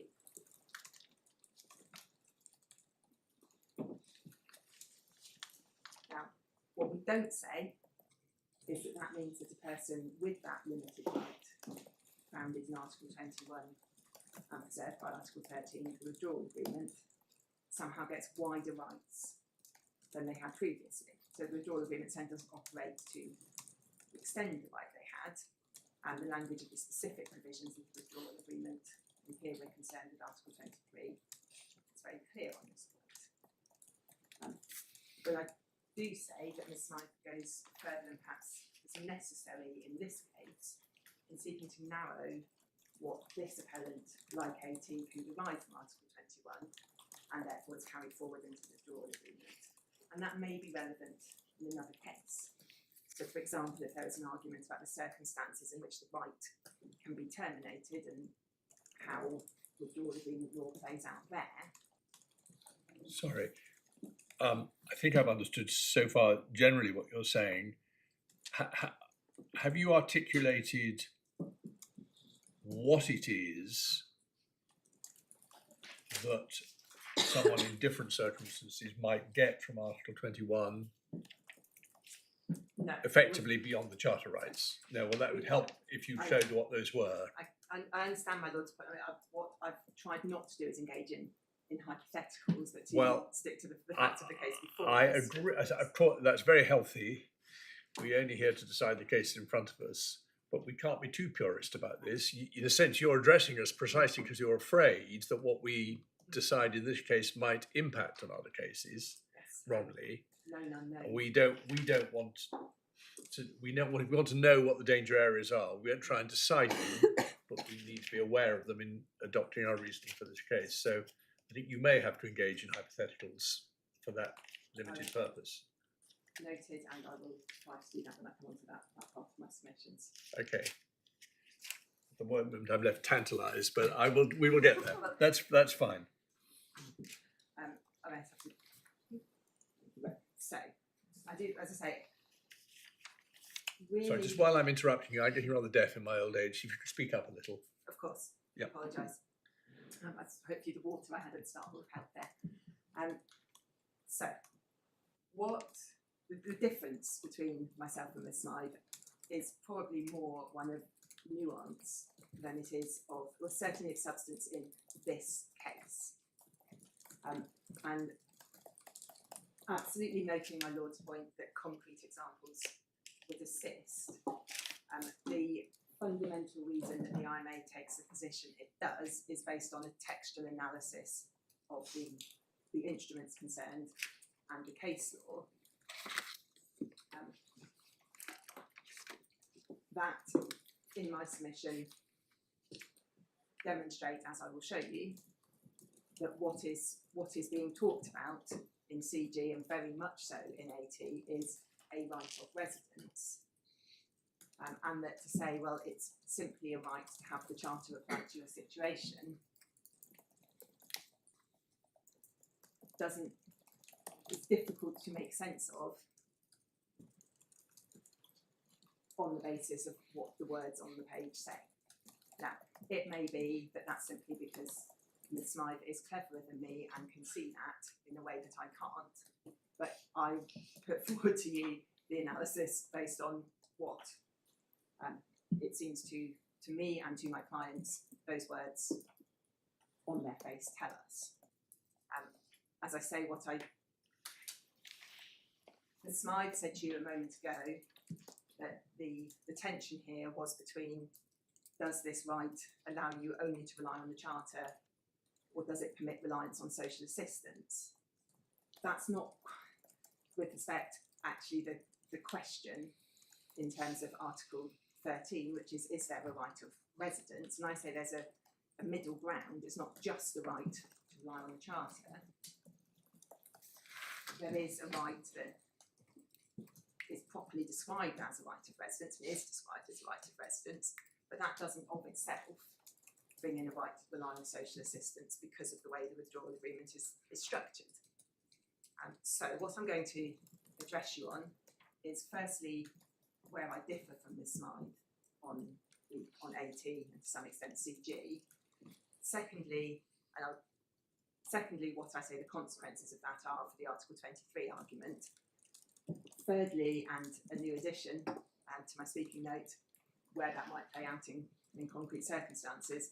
And then finally, a short word on the judgment of Mr. Justice Lane in the IMA's judicial review. Simply in light of the comments that have been made, I obviously accept this is technically correct about it not being binding on this court, but just to emphasise a number of reasons why its reasoning should nonetheless be given considerable weight and not departed from in any way. So, turning then to AT, as I've said, this is quite nuanced in terms of the difference between myself and Ms. Smythe. I mean, of course, you've got your can you not, if it's not just a right to trigger the charter, I see why that's, difficult to see why that, if it's only that, why it's sort of referred to at all in as a residence right. And it is a right of residence, but you say it's a right of residence of a, I think your phrase was, I didn't write it down, of a modified kind or for a particular kind. Can you, we can't have the punchline before we hear the details? Well, of course you can have a punchline for you. What do you say the right is? I say it is the right that was granted by national law. So that right is granted, so in this case, pre-settled status, which has term conditions and gives rise to certain entitlements in national law under social security and other legislation. That's right under Article 21. But the right, the pre-settled status right is granted in implementation of Article 21. That's what's said in CG. That's what carries through into AT.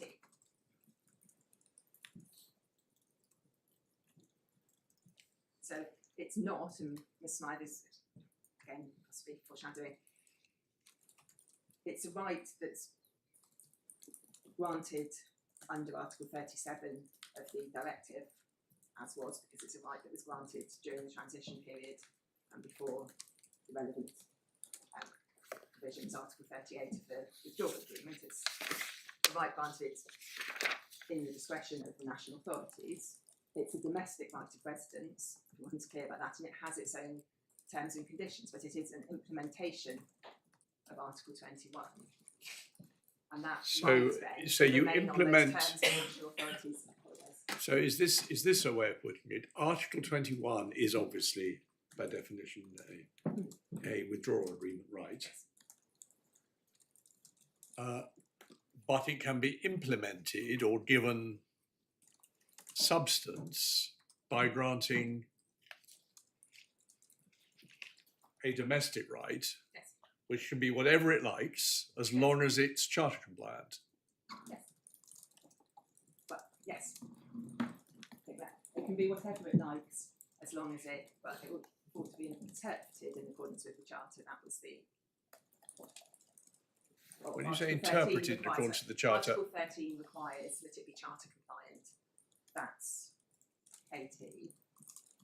I'm just thinking what other consequence under the withdrawal agreement, this goes back to my Lord's original question about other cases and what I've categorised as known unknowns in terms of what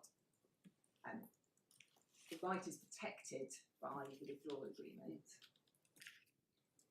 It then, for example, may only be withdrawn in circumstances set out in the withdrawal agreement. There may be an argument, for example, about the due process requirements attaching to that. Again, as a facet of EU law and the general principles of interpretation that apply because of Article 4, which of course is how the Charter was brought in to CG and to AT in the first place. okay. Well, I think we'd I just wanted to sort of know where we were going. I better let you go by the route that you Okay. you identified. What? So the first element was what? Remind me. So the first heading is AT and the difference between Okay. my position and the slides. And as I've said, that's quite a nuanced difference. We both agree that whatever right, I think the slide said in terms that whatever right founded on Article 21 this appellant has is preserved by Article 13. It's just the precise nature or perhaps description of that right. In the slides cases, it's not a right of residence. My case is that, well, But let's get there.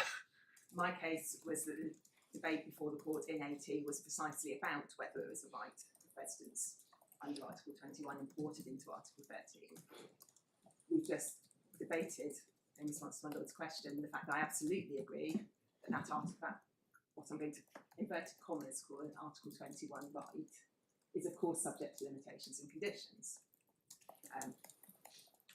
It's not a general right. It's not. I'm not arguing for any kind of unconditional right of residence.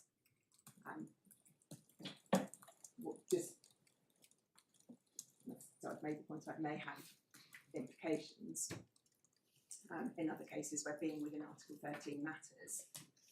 But for the reasons that the slides already covered and which I'll come on to, that doesn't determine this case. So can I start by asking the court to turn up again very quickly CG, which is in the Authorities Bundle, Volume 1, tab 11. Sorry, I may have misunderstood. I thought you were taking us to AT. I will, it's just one I reference want to go to CG CG which I want first. to Okay, no problem. Yep. It's the Authorities Bundle, Volume 1, tab 11, page 407, paragraph 88. And now, I haven't, in the time I've been in court, highlighted this passage, which suggests the court hasn't been shown it. No.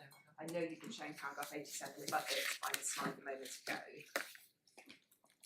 And the 89 and the 89 below it, but we haven't got to 88. Funnily enough, I have got 88.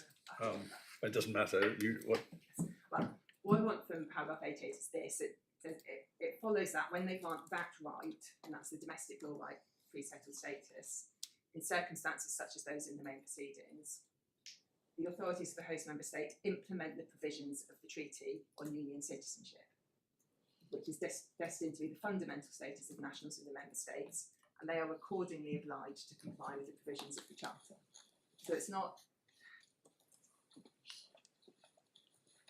it's a right to have the Charter applied to you. It's an implementation of your fundamental status of union citizenship, and as a result, obliged to comply with provisions of the Charter. So that's my first point, that CG isn't quite limited to that statement of, well, you can have the Charter.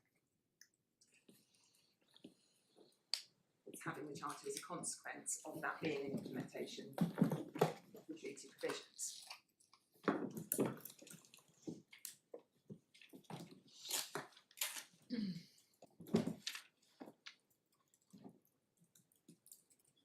So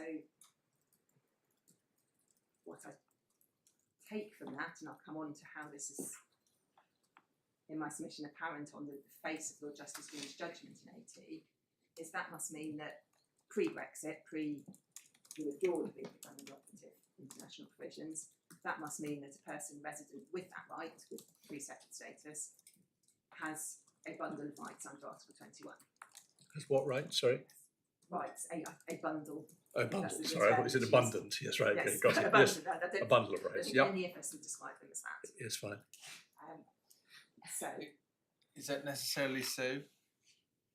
I mean, they have a bundle of rights, and because it's in the context of Article 21, the Charter applies, and that's the consequence of that is spelt out in paragraph 89. Is it necessarily the case that the bundle of rights is itself under Article 21? I'd say that when one looks at what was said in AT, that is clear, and that was the large part of the contest before the court, what the Article 21 rights were, and whether they could be severed from each other. And I will show the court, I promise you, very, very soon. Yeah. The passages, as I say, made that good in Lord Justice Green's judgment. But just so that's my point, that pre the withdrawal agreement, rights then flow under Article 21. I've already said that I agree with the Secretary of State that the right was granted in exercise of the power under Article 37. So it's not getting you into the Citizens' Right Directive by waiver. It's not giving you the bundle of rights that would attach there, but it does mean that the right that you have is an EU law right. So going now to AT, and I was hoping to stick only But it to doesn't make the PSS an EU law, right, does it? So I'm a bit stuck on this actually. 88, where they, state, grants that right, I think that's referring to pre-settlement status and circumstances such those in these proceedings. The authorities are in that way implementing the right of Yes. movement or whatever is free movement. So that's an implementation of it. But there's still a question, isn't there, about what that brings with it. I mean, it's at the moment it's just words. It's just saying that. What does that mean? Where do we get to? But what we know we get to under paragraph 88, which we know already, is that you get to your charter rights, your charter protections are safeguarded. Your charter, the charter protects you. because Article 21 is in play. Okay. And that brings in the Charter.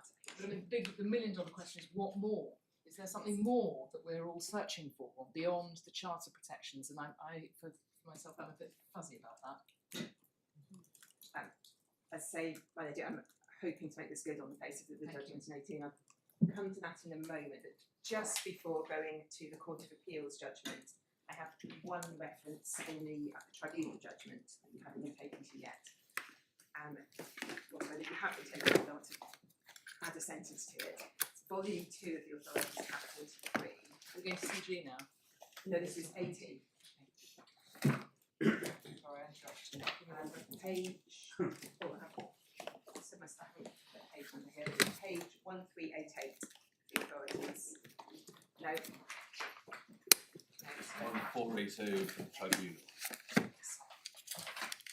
102 of the upper tribunal, which is 1506. It's tab 45, yeah. It's tab 45. Yes. Which paragraph? Paragraph 102. But that did, And- Ms. Spire did take us The to slide precise. did take you to this, but Yeah.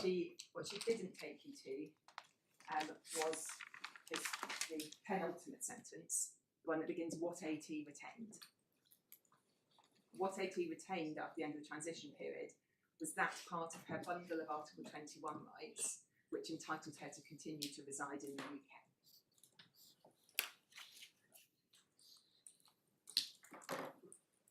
That begs the question whether there was anything in Article 21 which entitlement to continue to reside in the UK in circumstances where she'd been given a different piece of paper and moved on to pre-settlement status. The pre-settled status is how Article 21 has been engaged in AT's case and CG's case. In this case, because had any of those people simply remained in the UK, having entered under Article 21, they would have no continuing rights after their initial 3 months if they didn't meet any of the conditions in the directive.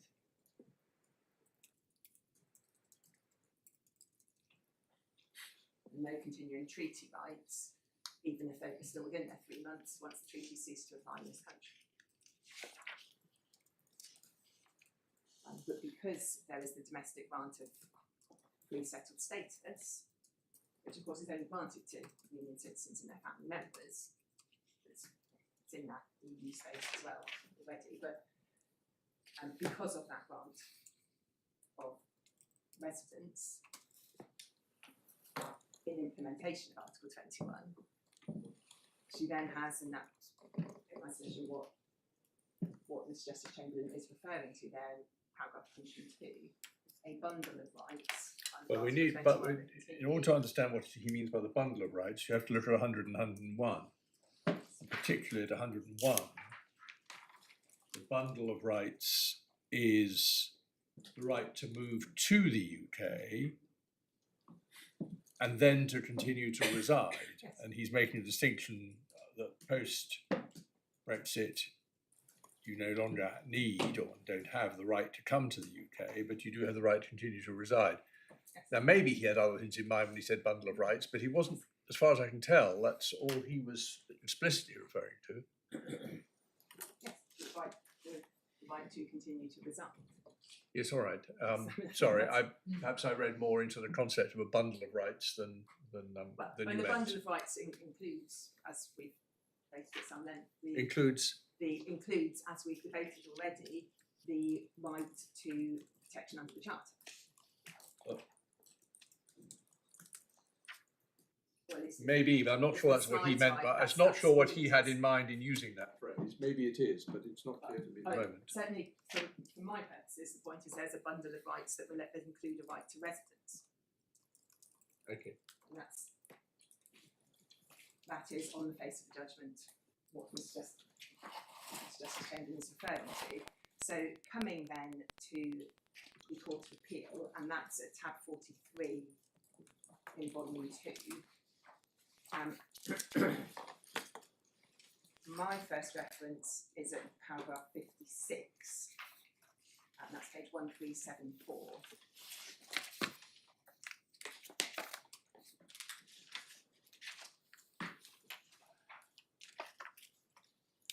Sorry, I wasn't keeping up. 1374.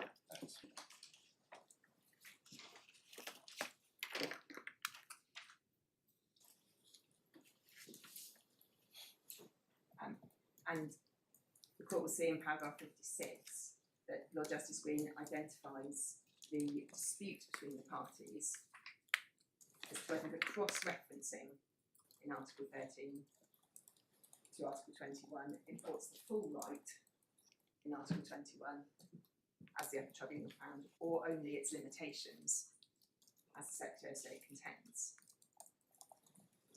It says the provision addresses the rights of citizens of the Union or United Kingdom who reside in the host state and also covers the directive rights of family members, and that's the point about asymmetrical rights of residence, but the point being that the Secretary of State's contention in that case was that Article 13 imported only the limitations on Article 21,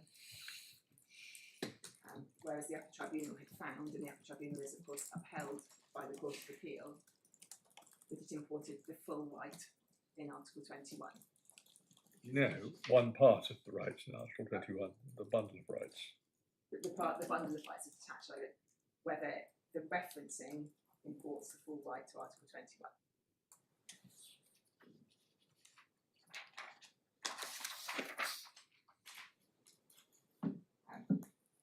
The next reference, and I note that this is a paragraph that the court has been taken to, but for completeness and to make good my point, paragraph 70 on page 1378.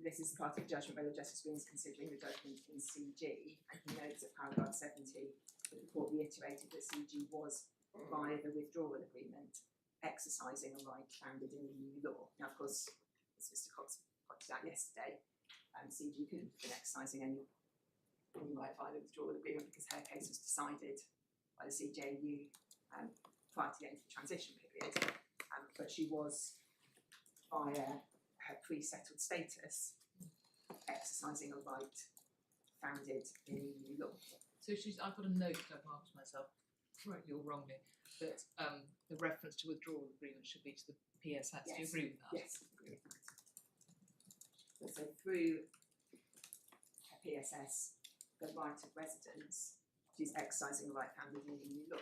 And again, my solution is that what's doing is founding that continuing right of residence in EU law. Now, if I could ask the court then to turn to paragraph 77, and here Lord Justice Green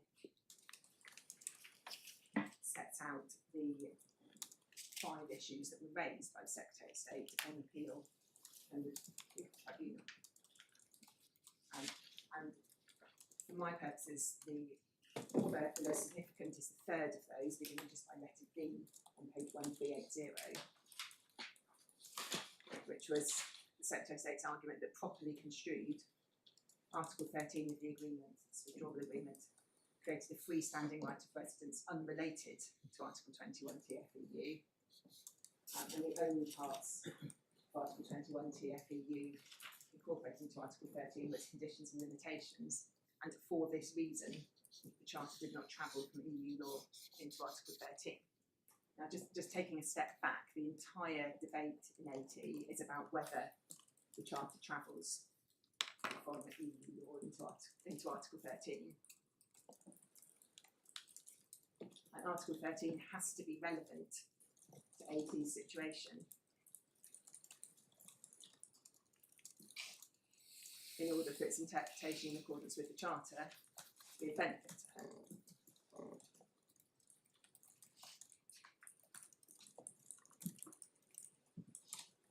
And I'll come back to how Lord Justice Green addresses that argument of the Secretary of State just in a moment. Before I get, that's from paragraph 93 onwards, just before I get there, paragraph 89, in the context of addressing the Secretary of State's argument that Article 4.3 excluded operation of the Charter, paragraph 89 on page 1385.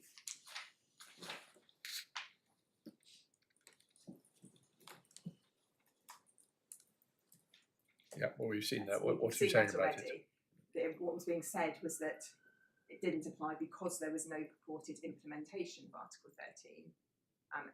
And in that context, so that was the argument the Secretary of State set out at the header of paragraph 89.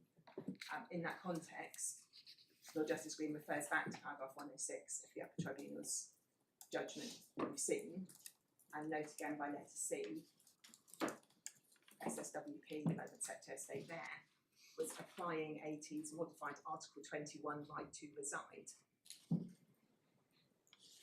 the right conferred by Articles 10 and 13 of the Withdrawal Agreement when determining AT's application. Sorry, I'm sure it's my fault.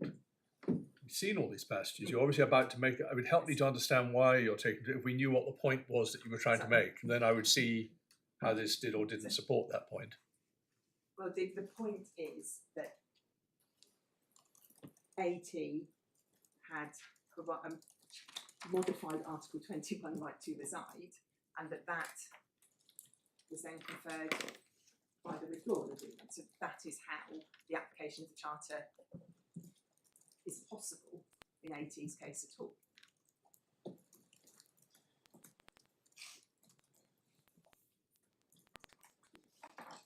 So the proposition is that the ratio of AT, or part of the ratio, is that AT herself had your phrase is a modified Article 21 right to reside. And that's necessary to the reasoning because that's how the charter gets sucked in. Yes, Yeah, okay. exactly that. I know that I don't know how much. I'm afraid I haven't been keeping an eye on the clock. I don't know how much of your 40 minutes you've got left. But if that's the proposition, I've got it. You may want to nail it in, but if time's short, Well, I'm confident of finishing within my time. So okay, fine, no problem. Let's press on. So you've seen that. You've seen in the slide showed you that this was disputed by Secretary of State, that Lord Justice Green agreed with the upper tribunal. So that characterisation of the rights by the upper tribunal proved in this court. And you'll see then at paragraph 91 that this is the top of page 1386, the relevance of the judgment in CG is that it concerns the application of the Charter to persons who have rights under Article 13 of the agreement, which is the category that... So where are you reading from? Top of page 1386. This is still in paragraph... Yes, I see, yes. Application of the articles of the Charter to persons who have rights under Article 13 of the agreement, which is a category that AT falls into. So again, it's about, does she have a residence right? Article 13, of course, is headed residence rights. That's what it provides for. She is a person with a residence right within Article 13.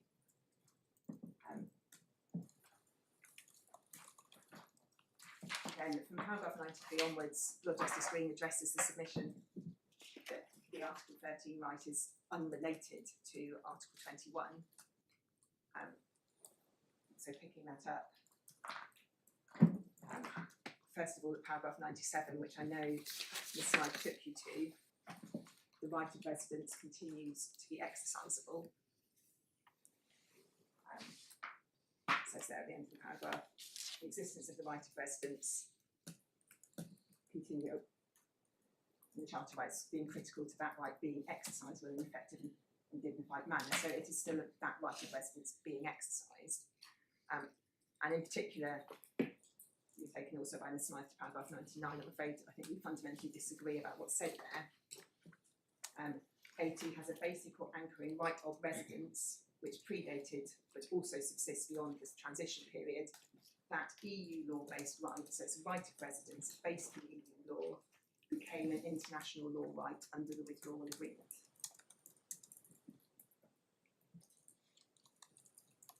So I said she had an EU law right of residence at the end of the transition period.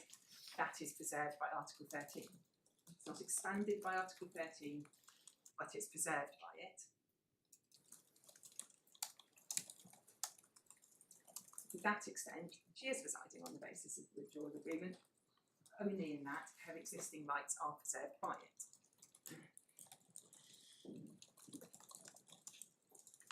Those rights don't include the right to benefits, or there isn't a right to benefits under the right to equal treatment. But the fact they are preserved means that the Charter continues to apply as it did before. Sorry, I missed that. There is no right to benefits. But there is no right to benefits in the Withdrawal Agreement. There's a right to equal treatment. Yeah. And then there's social security coordination provisions. So there's no right to benefits of the kind sought in this case. The route to it is through the right to equal treatment. Yeah. So But you accept that she's not entitled to equal treatment? yes, I accept. Yeah. I'm still having some difficulty seeing what's between you and Ms. Smythe. I know she used possibly a rather forensic phrase, but Article 21 rights are conserved for the purpose of triggering the application of the Charter. She certainly accepts the Article 21 rights, which are rights of residence, were preserved by Article 13. I think what she was saying was that the only consequence of that, certainly the only consequence decided by AT, was that Charter rights applied. and importantly, obviously, which you don't disagree about, rights to social assistance weren't. Now, where do you differ? What are you trying to get at? And see, we don't make a mistake about. It may be, and if it's purely semantic, then perhaps my client's concerns are abated. The question is whether she has a right under Article 13. If that's accepted by the section, I'm not sure that I understood that to be the Secretary of State's case, but she has a right of residence that is preserved by Article 13.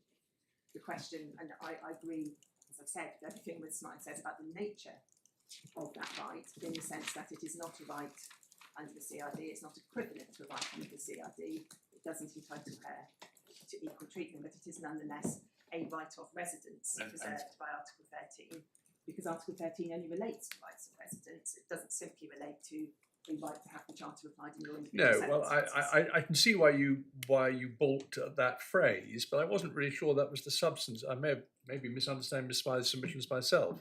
I wasn't really sure she was saying that Article 13 didn't apply, wasn't capable of applying a right of residence under Article 21. I think I might have misunderstood both your submissions. Yeah. So I understand it. You say that the appellant has been residing on the basis of the agreement because she had an Article 13 right. In which case, why doesn't 23(1) apply? And on that, I agree with all of Ms. Smythe's submissions about importing the Article 24 case law. Because, of course, there are those who have rights of residence under Article 31 as a consequence of fulfilling the conditions in the directive. And the directive is also incorporated into Article 23 by its opening words. And we've set this out of paragraphs 50 to 52 of our skeleton in the core bundle. We effectively adopt Ms. Smythe's submissions on that point in relation to Article 23 and indeed any other right in the withdrawal agreement that requires compliance with directive conditions. I ought to go back to a skeleton, but I'm afraid I'm a bit confused because I thought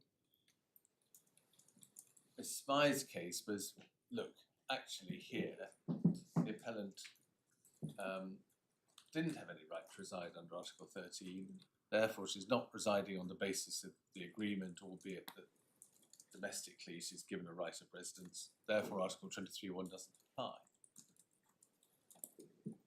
On the other view, well, she has a right to reside under Article 13. She is residing on the basis of the agreement. I'm not quite sure why Article 23(1) doesn't apply. Because of the opening words that import all of the Article 24, Article 24 of the CRD, you have that right in accordance with Article 24 of the CRD. So if your right of residence is a consequence of meeting the CRD conditions, you also have the right to equal treatment from the CRD, but not otherwise. I thought we were looking, I take the point, we're looking at the introductory words of Article 23, which is a reference to Article 24 of the CRD, we've got that. But I thought there was also, we'd all been looking at those words residing on the basis of this agreement. There were two elements to it, Yeah. and that's what we say in the skeleton argument. She is the one but not the other. You have to have both, you say, to get Yes. around 23.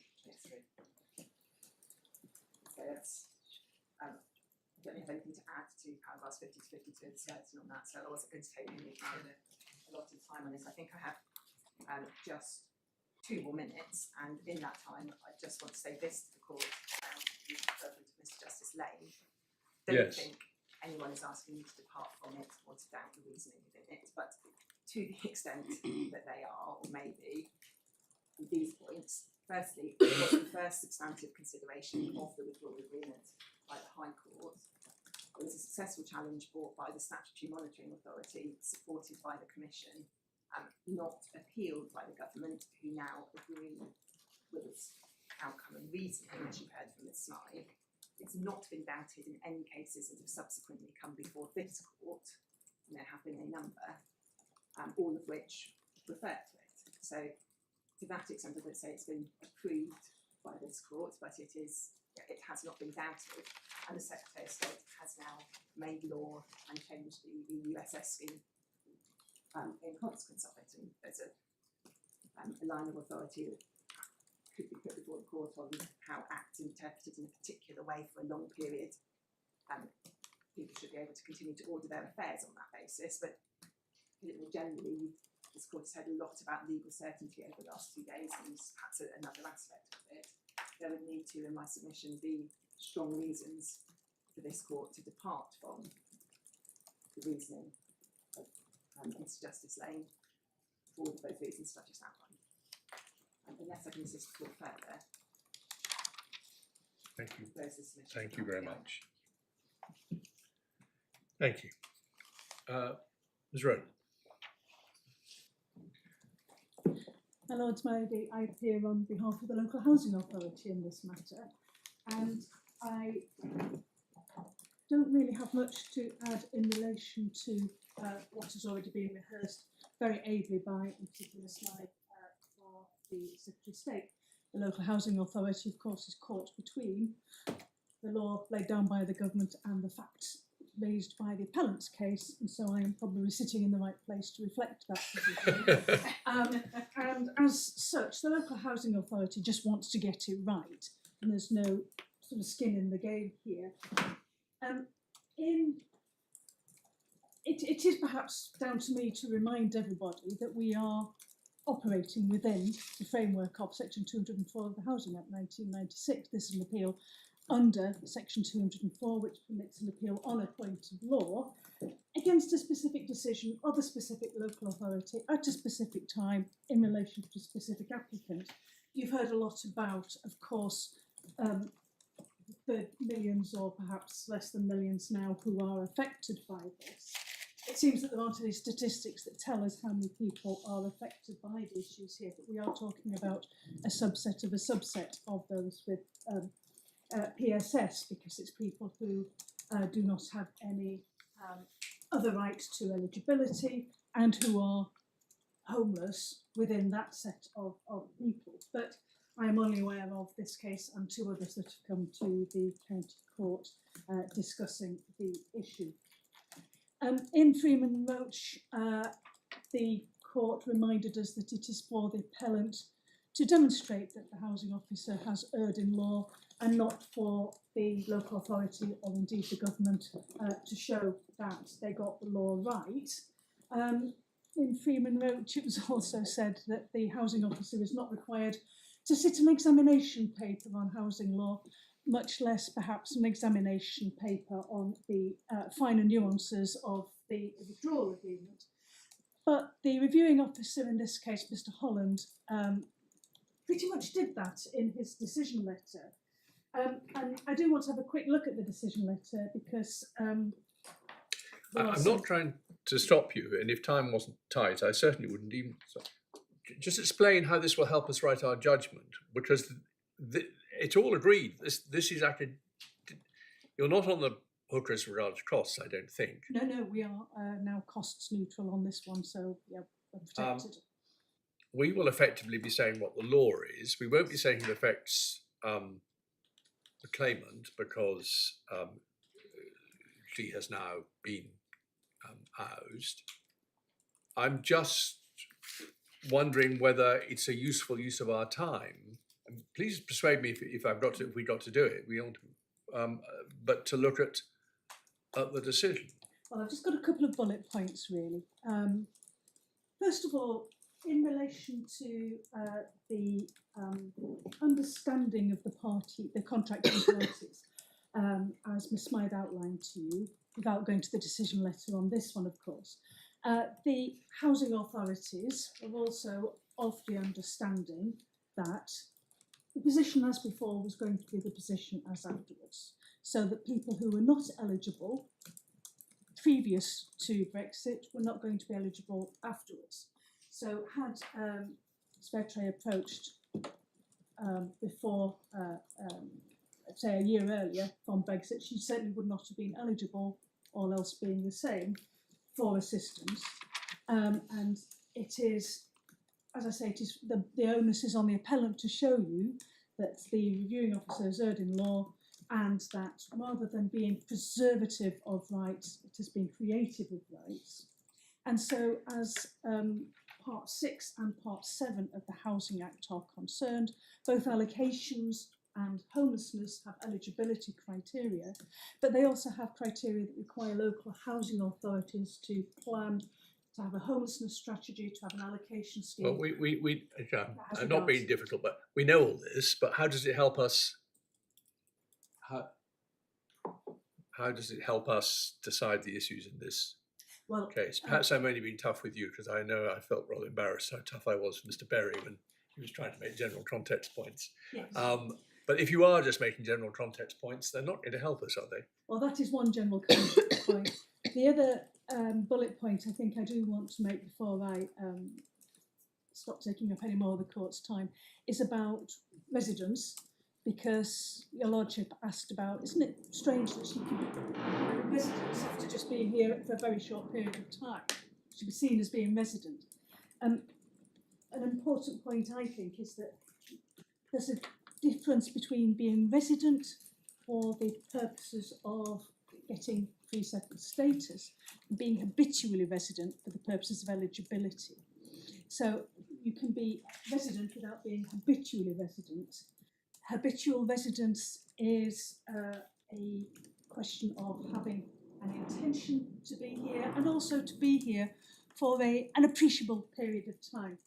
Your lordships have in the bundle of authorities the relevant section from the Homelessness Code of Guidance. Do we need? Oh, I'm sorry, I'm being brutal. Do we need to go to it? I mean, I expect you're right. It sounds as though you're right. But how does it arise in this case? The facts of the case in what? The bottom line surely is this: if everybody's proceeding on the basis that if what happened was in breach of the claimant's withdrawal agreement rights, if this was still a live issue, which it isn't, the Housing Act would have to be interpreted in such a way, effectively some kind of mar-leasing, or would have to be read down in order to comply with the withdrawal agreement rights. In which case, it doesn't really matter if there's a difference because it would be trumped.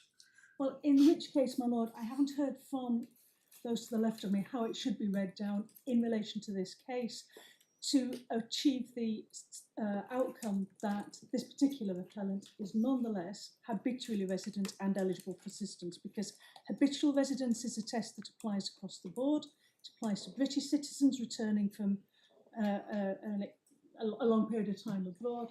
And so if you've been here for less than 2 years, it's an inquiry that the local authority still has to make, and that has not been made in this particular case because the reviewing officer concluded that because she's only got pre-settled status, not on the basis of being here as a worker, etc., he didn't need to go any further than that. Perhaps it's my fault I haven't read the skeletons decision below carefully enough. I hadn't realised this was an issue in this case at all. It's something that really has arisen out of what your question earlier and also the submissions that have been made. But I have flagged it in my skeleton. It is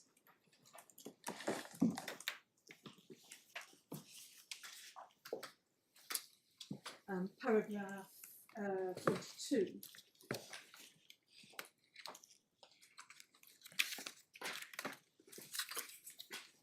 Well, I certainly ought to have read that, but my only defeated answer was it was a long time ago. Remind me where the skeleton is in the core bundle. I've got it. It's 199. 207, my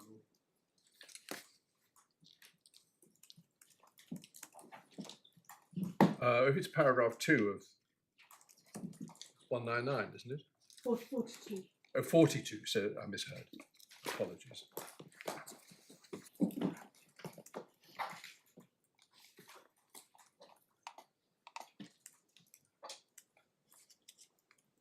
Well, I may have raised a hair, which I certainly did intend to do. I was just trying to see how this fitted in. I had thought that all we had to decide is what her withdrawal agreement rights were. And I hadn't realised that there was anyone was asked us to decide whether they were enforceable. But they clearly are directly enforceable, aren't they? I just haven't thought about by what route. What my friend is asking you to do is vary the decision. Under section 204 of the Act, you've got the power to vary across your uphold the decision of the local authority.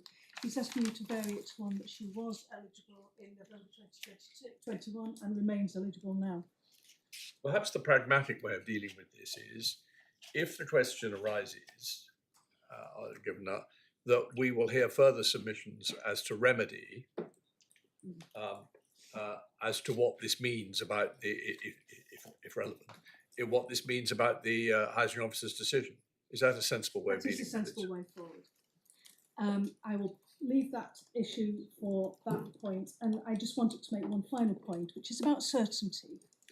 It was one of the complaints from those to the left of me that there are people who don't know whether they're eligible or not for assistance. My response to that is that that's part of the local authority's job in homelessness cases.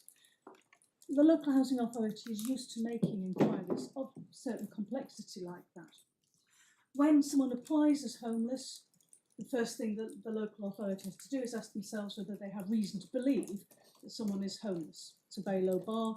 They then go on to have to satisfy themselves that the person is A, eligible, and B, if so, what are the duties they owe to that person. So eligibility is really top of the pecking order. In many cases, of course, it's a very easy inquiry. Are you a British citizen? Yes, move on to the next bit. But the local housing authority has been used to, in the past, making inquiries as to whether somebody is in work, whether they remain in employment despite a period of unemployment, and things like that. So the job of determining whether someone has got eligibility, in the sense understood by housing law at the moment, is not something that poses an obstacle in my submission to a finding that the local housing authority got the decision right in this case. In other cases, for example, somebody might have no recourse to public funds, and the local housing authority would not have to stop short at considering whether or not they've got no recourse to public funds, but then go on to decide whether there were issues of human rights that arise out of it outside the housing or homelessness scheme in those circumstances. So questions about whether someone is eligible for assistance or not, it's part of our job, and we're content to do that. So questions of certainty are not a problem. Questions of appreciation for the local authority they come up in all sorts of criteria, and there is a parallel between things like local connection and whether someone is entitled to assistance as being eligible under EU law as well as under domestic law. My lords, I will park any other points until we come to the question of remedy if that arises, unless there is anything I can assist you with, particularly on the question of how the scheme holds together. Yeah, thank you very much. Now, Mr. Cox, you were going to have 25, no, how many minutes were you going to have? It was 25. 25 minutes by way of reply. Well, you have 10 of them now. Yes. And yeah. My Lord, before I make my reply, might I mention one point that I think your Lordship has expressed a little frustration with, which is the structure of the domestic scheme. Why it is It's not really frustration, just that I haven't But you understood have it heard yet. Yes, that was really because I was going to deal with it under issue 2. I won't deal with it now. But As long as it's dealt with somewhere, I'm not fussed. I'm happy to take your Lordship to it, but in case it's useful, paragraph, it's encapsulated in paragraph 91 of my skeleton argument, which is reference to. Yes, I'll deal I with it did orally. find it in the skeletons, but I'll have another look overnight. But I'll Thank deal you. with it orally. I don't want to waste people's time, but I haven't understood it at the moment. Okay. My Lord, stepping back, in my submission there are 5 steps in the contest between ourselves and the Secretary of State under issue 1. And in my submission there is a great deal of agreement between the Appellant and the Secretary of State about most of those steps. The first one is, did the contracting parties intend a radical change to the legal obligations of the states about either rights of residence or equal treatment? And the answer is no, I say. Certainly the Secretary of State says that. Second question is, could the UK have implemented Articles 13 and 18, 18.1 in particular, to maintain the immigration law status quo? In my submission, the answer is yes. I don't understand that. We can test it. The third point is, if they had done it that way, would that have maintained the benefits status quo? The answer is there also yes. I'll Did just you- pause there. Just go back to 23.2 one moment. Yes. That would be true in that situation, would it? Yes. So the reason, so 23.2 is in divider 1, in bundle 1, divider 2, page 144.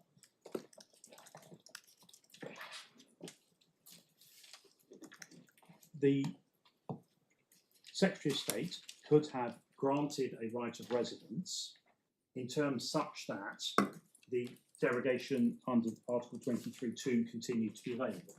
How would that have been done if, as soon as you grant the Article 18.1 right, you're residing on the basis of this agreement, such that you don't worry about 23.2? Ah, I see. Well, my submission that residing on the basis of the agreement doesn't involve a worry about 23.2 relates to the Secretary of State's Home Department scheme, which was to grant an unconditional right of residence, albeit time limited, to everybody. So the reason why I answered your Lordship's question negatively yesterday is that if you do not impose any of the conditions and limitations allowed for in Article 13.1, then you cannot rely on Article 23.2. If, however, you impose the conditions and limitations in Article 13.1 relating to the derogation in 23.2, you can rely on it. So if, for example, you say, when granting the resident status, during periods of residence on the basis of Article 6 or point B of Article 14.4 of Directive 2004/38, you must be self-sufficient, then you can insist on that. And that may be what's lurking behind the detail of some of the evidence produced by the 3 million about what happens in other countries.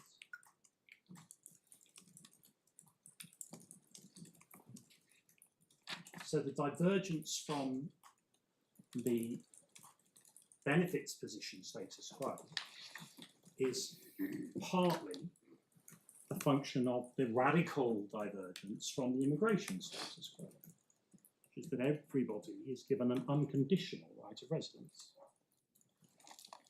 The fifth step. So I've only got down to 3. I've got, yeah, so you're on 4 now. Oh, sorry, I'm so sorry. Thank you. The fourth step. Did the United Kingdom implement the Articles 13 and 18 to maintain the immigration status quo? No. That's the radical departure. It's a matter of state choice. It's not a function in that sense of the withdrawal agreement. Though the question of whether it falls under the withdrawal agreement or not is what separates, I think, myself or... Well, that's presumably your question 5. I can go to question 5. Question 5, does Article 23 in its different text from Article 24 thereby operate differently from 24 in that changed immigration factual situation? Yes. And so that's why it's very important, and I'll deal with this tomorrow, to scrutinise the gloss that was put on the case law and the texts by my own friend Smythe to dig down into that, to look at what particular provisions are carried over into 23 and what the particular context of those is. And as we shall see, the context of those is crucially shaped by the existence of a directive that the court has made clear member states cannot waive the limitations and conditions of, but which sat within a treaty which the member states made clear in CG, which the court made clear in CG, the member states can waive the limitations and conditions, and how those are fused together in a single Article 13 in the new withdrawal agreement. Very well. Well, we'll let you do that in your quarter of an hour remaining to you tomorrow. You will, I'm sure, not simply repeat your submissions of your case, which we understand very well, but we'll deal with the points made against it by Ms.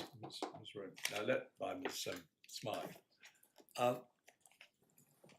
Let's just look at, we won't make a decision now, but I think, so everyone knows where they are, I think tomorrow morning we will have to plump for whether we're going to hear submissions only on round 2 or on round 2 and round 3. Does your position remain that because the points on round 3 are very high level, they can still be dealt with in half a day between given the number of parties who had to make submissions on them, or have you changed your position now you know where we are? I think my tentative position, but obviously with deference to any views from the bench, is that there is not time for the court to hear properly my reply, the relevant party submissions on issue 2, and the relevant party submissions on issue 3. Well, I think my lord and my lady will want to have we will want to have a discussion about this. I don't think it will take very long because it's a single decision to make. We can let you know tomorrow morning. Will it put people at disadvantage not knowing whether they might have to address us on round 3? In which case we can have you sent an email in half an hour. I think it would be helpful, but for our part. Well, I'll tell you what. Why don't we? I know time's late. Why don't we go out for 2 or 3 minutes, and we will let you know our decision. Thank you. Sorry, I'm assuming you're the only person saying we should argue for ground. Who had up to now, you have been the only person who thought we ought to argue ground 3. I can't speak for my own friends. Anyone else saying we ought to argue ground 3? Very well.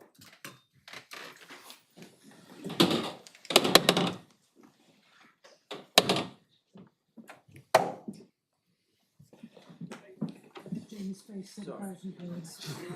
Old man's cramped. And now I'm standing up. Very interesting.